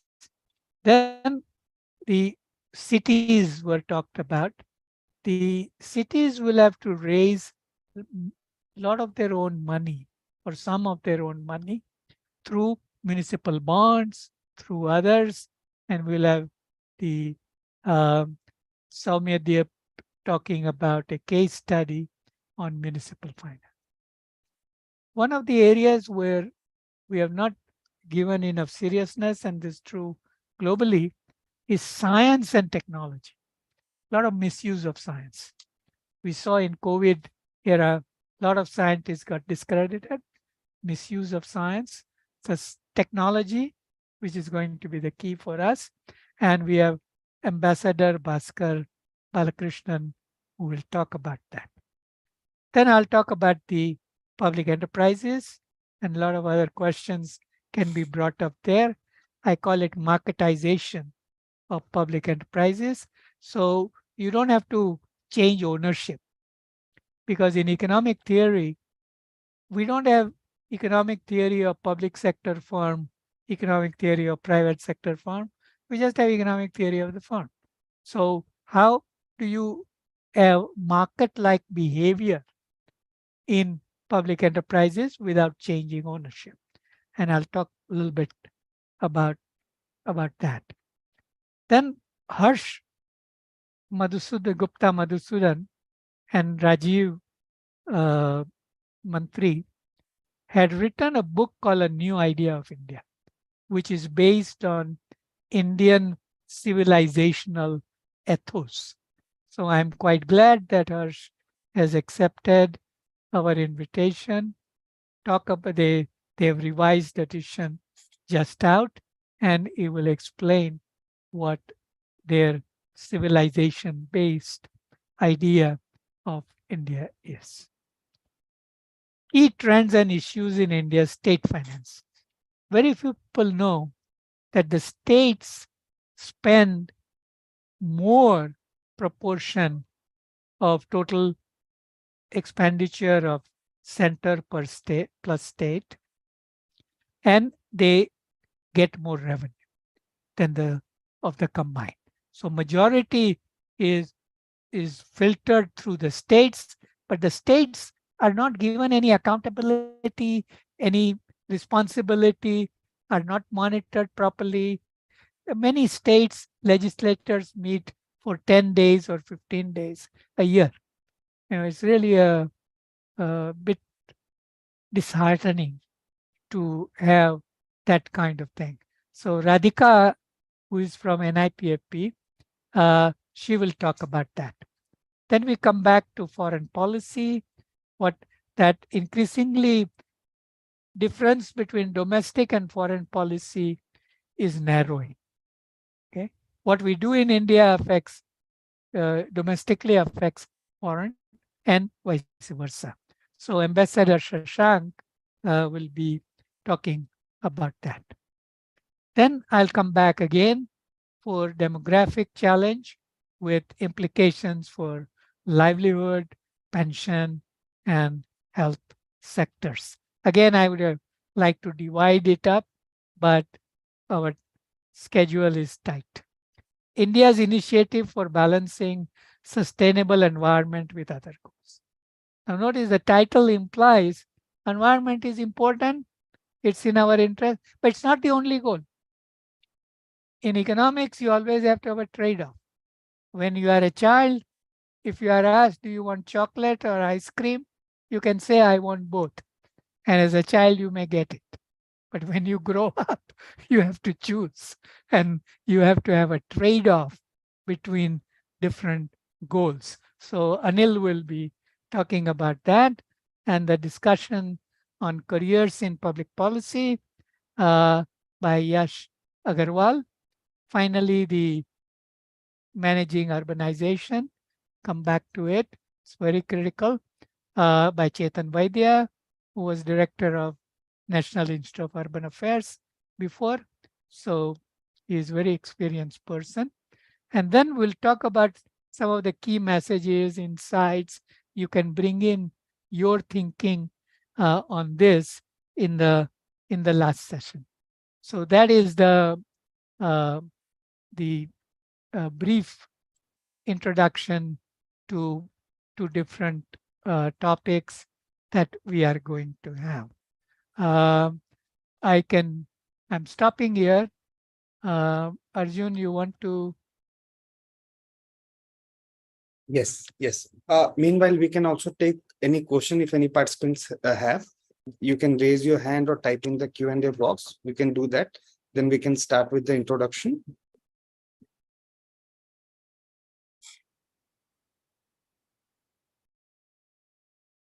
Tripta, do you have any questions?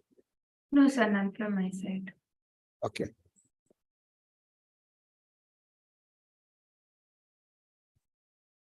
I just hope that you have gotten a good idea of the program, the rationale, what is coming.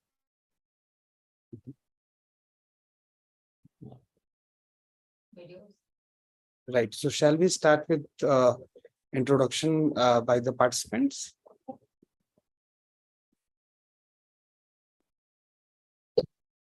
Shall we start with Saurabh Patikji or Suvendra? Would you like to go first? Sure. Hi, everyone. So this is Saurabh here. My name is Saurabh Patki. I am from Tata Power. I work in Bombay. I've been with Tata Power since 2011. Professor Mukul, thank you so much for the session. It was also good to hear Mr. Sanyal. And my interest in policy is because since I've been part of this energy sector and I'm part of the COPCOM team, so since energy as a topic gets reported almost every day, and there's so much happening in Right. energy at the global and the domestic level, it is very interesting. My interest in policy is what are the various ways of looking at aspects of this country in terms of policy, which is happening at both at the energy level and non-energy level also, and what are the various perspectives one should keep in mind or try and analyze, just so that we get a very comprehensive picture of what is happening. So from a very interest level, I think this is what what I look forward to at the end of this program, for me, just to get a more comprehensive way or a more new way of pardon me, looking at things, especially in my field, energy. Saurabh, I encourage you to actively participate in the Sure, sir. sessions and Sure, sir. bring your particular interest to the speaker's question and answer For sure, sir. attention. For sure, sir. For sure, sir. Okay, good. Thank you, sir. Good to have you. Thank you, sir. Okay. So we can have Suvendra next. Yeah, hi. Good evening, Professor Mukul. Thank you for enlightening us with all your insights, and thank you, Arun, for arranging this. And greetings to all the participants. My name is Suvendu Chand. I head the global consulting unit for Wipro's digital banking practice, and I'm based out of Bangalore, India. I bring about 22 decades of experience in the technology domain consulting space. I have joined this course to primarily understand the impact of policy, the impact of technology in policy making, which is actually the key drivers of late that we have seen. And my specific interest, what I would look from this, series of classes is that how do we understand to create a framework of a policy making from the start, be it the technology domain, finance domain, and any other domain. Because as the new aspirants of a policy making roadmap that we are looking forward to understanding of how do we create a framework and how do we go about it actually with something will be very useful. Thank you. Thank you. In keeping this, you would want to keep in mind the what Sanjeev said, that we live in uncertain world, and that uncertainty, that framework has to be created within that. So again, please be active in the sessions. Okay, so we can have Nikita Talnikarji. Yeah, please go ahead. Hello, everyone. I'm Nikita Talnekar. I currently work as an economic consultant in a US-based consultancy firm. So I have around 4 years of work experience, and I graduated just recently in 2022. My main reason for joining this course has been stemming from the fact that I actively work on forecasting for the Indian economy for my clients as well as the global economy.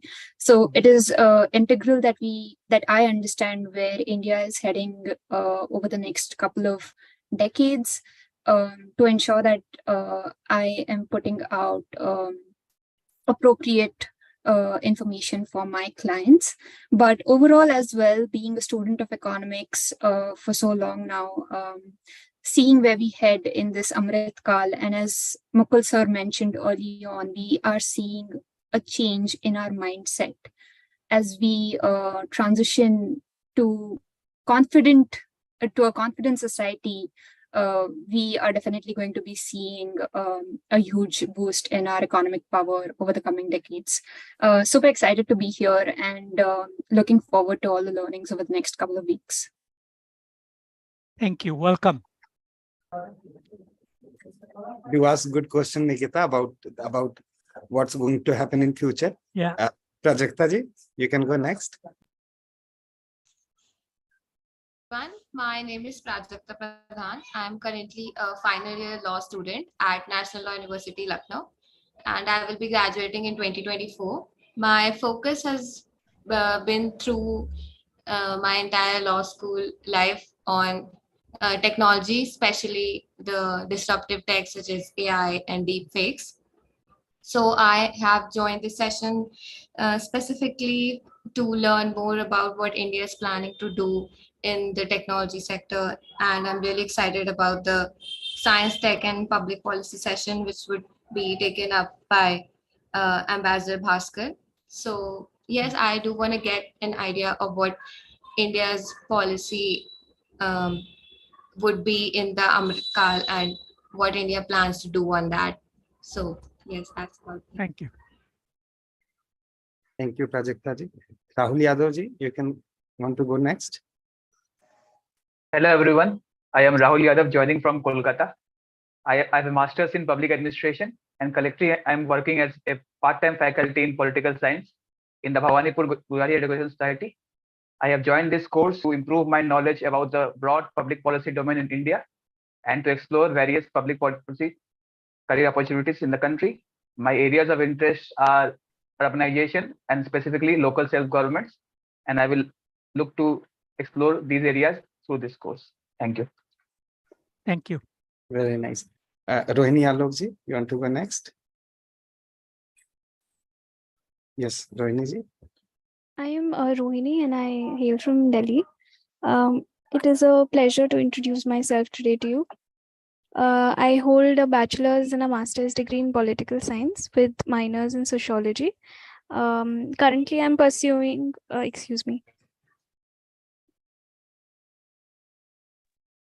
Currently, I'm pursuing my second master's in public administration. And for this course that I joined, I am currently working as a research intern in a think tank, and I'm currently writing a paper on widening tax base.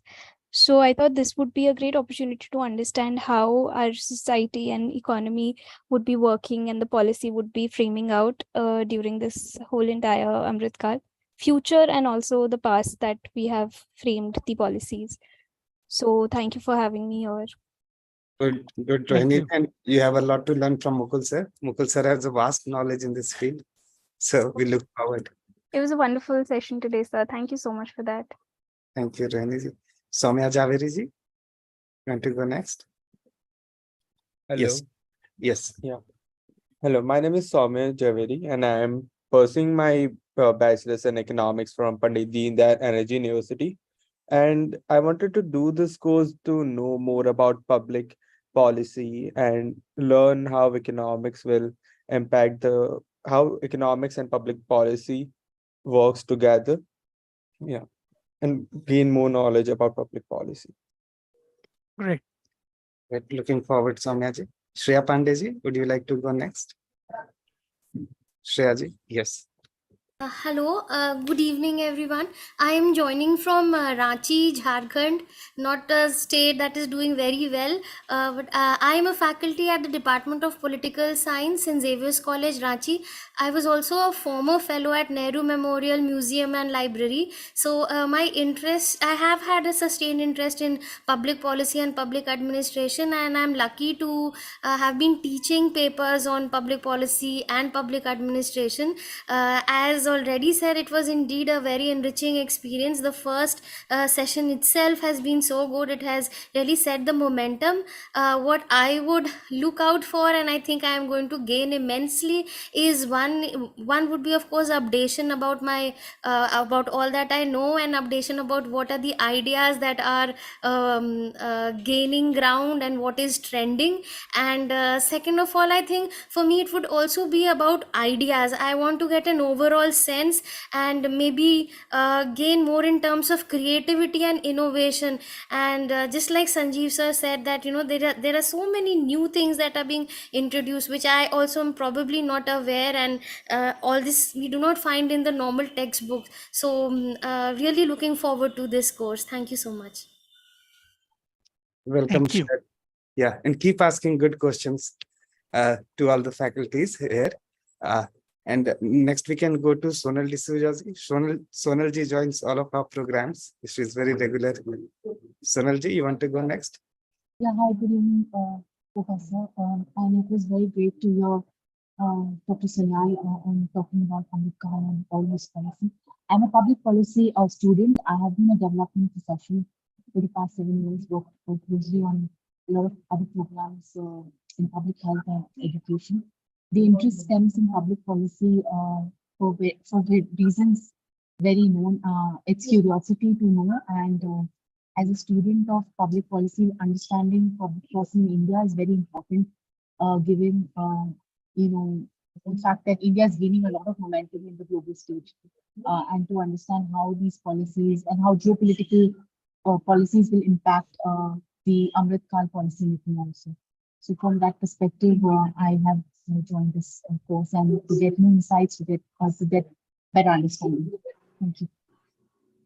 Thank you. Thank you, Sonal Thank ji. you. And next we can go to Winona Fernandez ji. Yes. Hi, Yes. everyone. My name is Vinona. I'm from Mumbai. I currently work in the corporate training space, but I'm looking to move towards the impact space or impact field.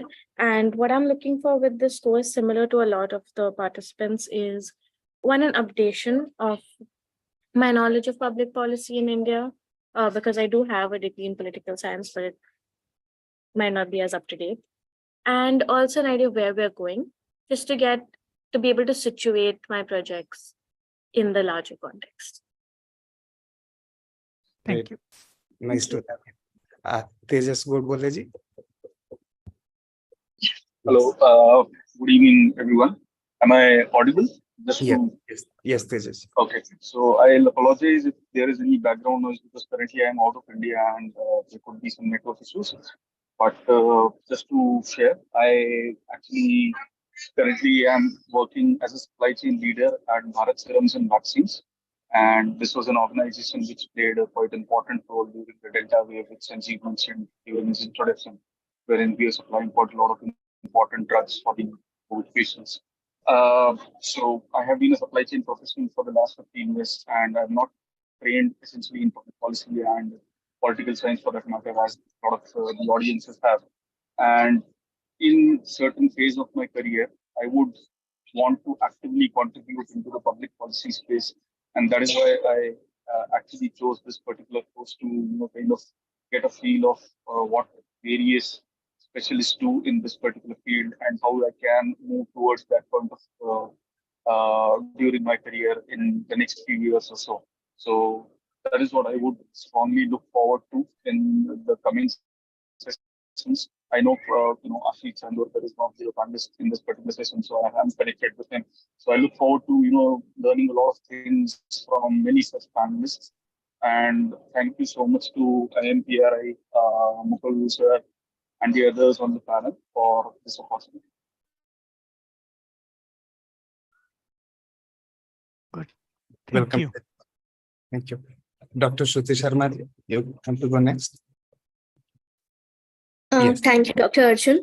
Good evening, everyone. I am Dr. Shruti Sharma, and I am a MD postgraduate in medical sciences, and I'm currently working as a medical advisor for a healthcare MNC, and I'm based out of Gurgaon. I am a women health and economic empowerment enthusiast, and my vested interest is into the education sector to be able to achieve these imperative goals. And being from private sector healthcare representation, I want to be able to understand public policy to be able to implement impactful strategic actions in alignment with same. And also from an individual perspective, I am widely very much interested in public policy, governance, and the role of women leadership in this regard. So it gives me a good opportunity to advance, fine-tune my skills, like how Dr. Sanjeev gave wide, varied perspectives to the public policy making, like from today's session. And I really want to be, able to advance my intellectual abilities in public policy making and be able to socially and impactfully work as I progress myself ahead in the career. Thank you. Thank you. You're welcome, Shruti. Asthaba, would you like to introduce yourself? Priyanka, Satyam?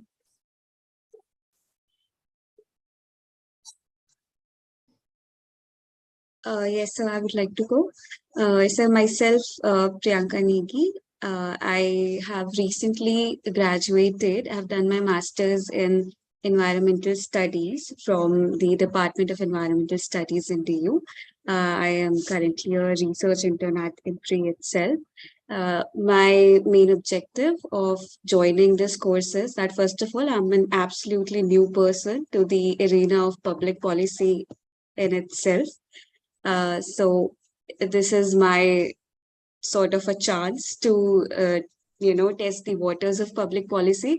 I believe any field policy plays a very important role in the implementation part of any field currently in the country. And I would like to know as much as I can about it. Thank you. Okay, so Thank you, Priyanka. Satyam, yes. So, sir, myself is Satyam Tripathi and I'm from Kanpur. Currently, I'm pursuing my master's in defense and strategic studies from Kanpur itself. And I've been associated with IMPRI for around an year now. And I know Professor Mukul, so I know his area of expertise. So I'm here to witness him excelling in all these and taking all that I can from him. And yes. So, thank you. Okay. Thank you, Satyam. Asthaba, would you like to go? Yes, sir. Sir, I'm Asthaba Jadeja. I hail from Mumbai and I'm currently an undergrad student. I'm pursuing my degree in sociology and I'm also a research intern at IMPRI right now, and which is why also I'm attending this session. The course of public policy is something that I've like wanting to discover and wanting to see if I can fit myself into working there in future as well, because impact is something that has deeply interested me from the very start of my college life. So yes, thank you. Thank you. Thank you, Asthaba. I think we have covered everyone. Many participants have left, or in subsequent session, if anyone will be left, we'll have them to have introduced themselves. No issue. If I have missed anyone, please feel free to mention it. Okay, Rohitji has raised hand. Yes, yeah. sir. Yeah, please. Hello, I am audible, sir. Yes, you are audible. Yes. Sir, good evening to you all, and thanks to Professor Mukul sir and Dr. Sanjeev sir, and also thank to Impact and Policy Research Institute for giving me chance to attend the public policy in India in the Amrit Kaal. Sir, myself is Gulabhai Rohit from Union Territory of Dadra and Nagar Haveli. I am a BCom, MCom, MBA, CA Inter, Indian Administrative Laws and certificate courses in corporate finance, corporate governance, import-export management, BRSR and ESG. Sir, I am practicing as an income tax practitioner since last 25 years in the Dadra and Nagar Haveli, and my working area are accounting, auditing, taxation, direct and indirect, and management consultancy. Sir, I am also a social activist, just a plantation, healthcare, public issues raised before government authorities, blood donation camp, and also, sir, I am an independent director and chairman of audit committee and finance committee in the Shipping Corporations of India Limited, Ministry of Port, Shipping and Waterways, Government of India. Sir, also I am a politician. I am a BJP Vice President in the Dadra and Nagar Haveli. Sir, thankful for giving me chances to join this program. I want to know about public policy in India and how to implement in the state level also. It will be helpful to me for my bright future. Thank you all, sir. Thank you. Thank you, Gullabhai sir. And with your so much of experience, do ask questions, because we are going to have technical sessions. So we will also learn from you. Lastly, Okay, sir. Yes, welcome. If we look forward. Sir, Lastly, it is a new subject for me. I also learn about various courses as a corporate governance, corporate finance, but this is a new subject and I want to learn for my better career. Public policy in India in the Amrit Kaal, Azadi Ka Amrit Mahotsav. yes, of course. And Mukul sir has designed and directed this course so that we all can learn and into this newer dimension. Lastly, I would invite Tripta to introduce herself. Tripta will host the program. Yes. Good evening, everyone. My name is Tripta Behra. I'm a research intern, now an assistant editor also at IMPRI. I've been associated with them for more than a year now. I completed my graduation from the Shriram College of Commerce in the subject economics. I will be pursuing a master's in economics this fall from JNU. So that's about my background, education background. With respect to research interests, I would like to explore the avenue of public policy in India, which is why I think this course explores the various facets of public policy, which is why I think it'll be very helpful for those of us interested in this arena.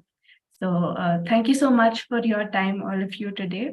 I would like to go ahead with the vote of thanks. Or if Mukul sir would like to give any concluding remarks. Sure, sir. Sure. No, I think it's fine. We have a very good bunch of participants. Yes, excellent. It's going to be excellent. And we have a very nice panelists, and all will be prepared. So we look forward for this very exciting course. So Tripta, yes, you can go ahead with the vote of thanks. Yeah. Thank you so much, sir. So as we come to an end of day one of a 1 month immersive online intermediate certificate training course on contours of public policy in India in the Amrit Kaal, I, Tripta Behra, researcher at IMPRI, Impact and Policy Research Institute, would like to propose the formal vote of thanks on behalf of IMPRI, Center for Study of Finance and Economics, CSFE, New Delhi. We are grateful to our experts for day one of this course, Professor Mukul and Dr. Sanjeev Sanyal, for taking out their valuable time and giving an opportunity to the participants to learn from this online certificate program. We thank all of our participants who have raised pertinent questions and actively participated in today's deliberation. We look forward to welcoming you next Friday, that is 8 September at 6 p.m. for our second day of the certification course by distinguished experts, Mr. V. Ramakrishnan and Professor Mukul. We are grateful if you are watching us later on YouTube or listening to us on our various podcasts or reading our publications. We hope you continue to join in future to our IMPRI Web Policy Talk and Web Policy Learning. Wishing you all a very good evening. Thank you. Thank you. Thank you, sir. Thank you, Mukul sir. Thank you, everyone. We look forward. Have a good Thank you, sir. Good evening. Thank you, sir. Thank you, sir. Sir. Yes. Hello. Yes. Sir, I want more learn about public policy. First, this is a very immersive course. Let us try to catch up with this. Then we can discuss more about it. Okay, and sir. a lot of materials available on our YouTube, on our website. You can go through them. It's Okay, very rich material, very immersive. If you see, a lot of material are there. There are many thematic playlists on our YouTube channel. You can look into them. Almost all the top experts are talking onto the cutting edge issues. So that will be a good learning. Okay, sir. Okay, sir.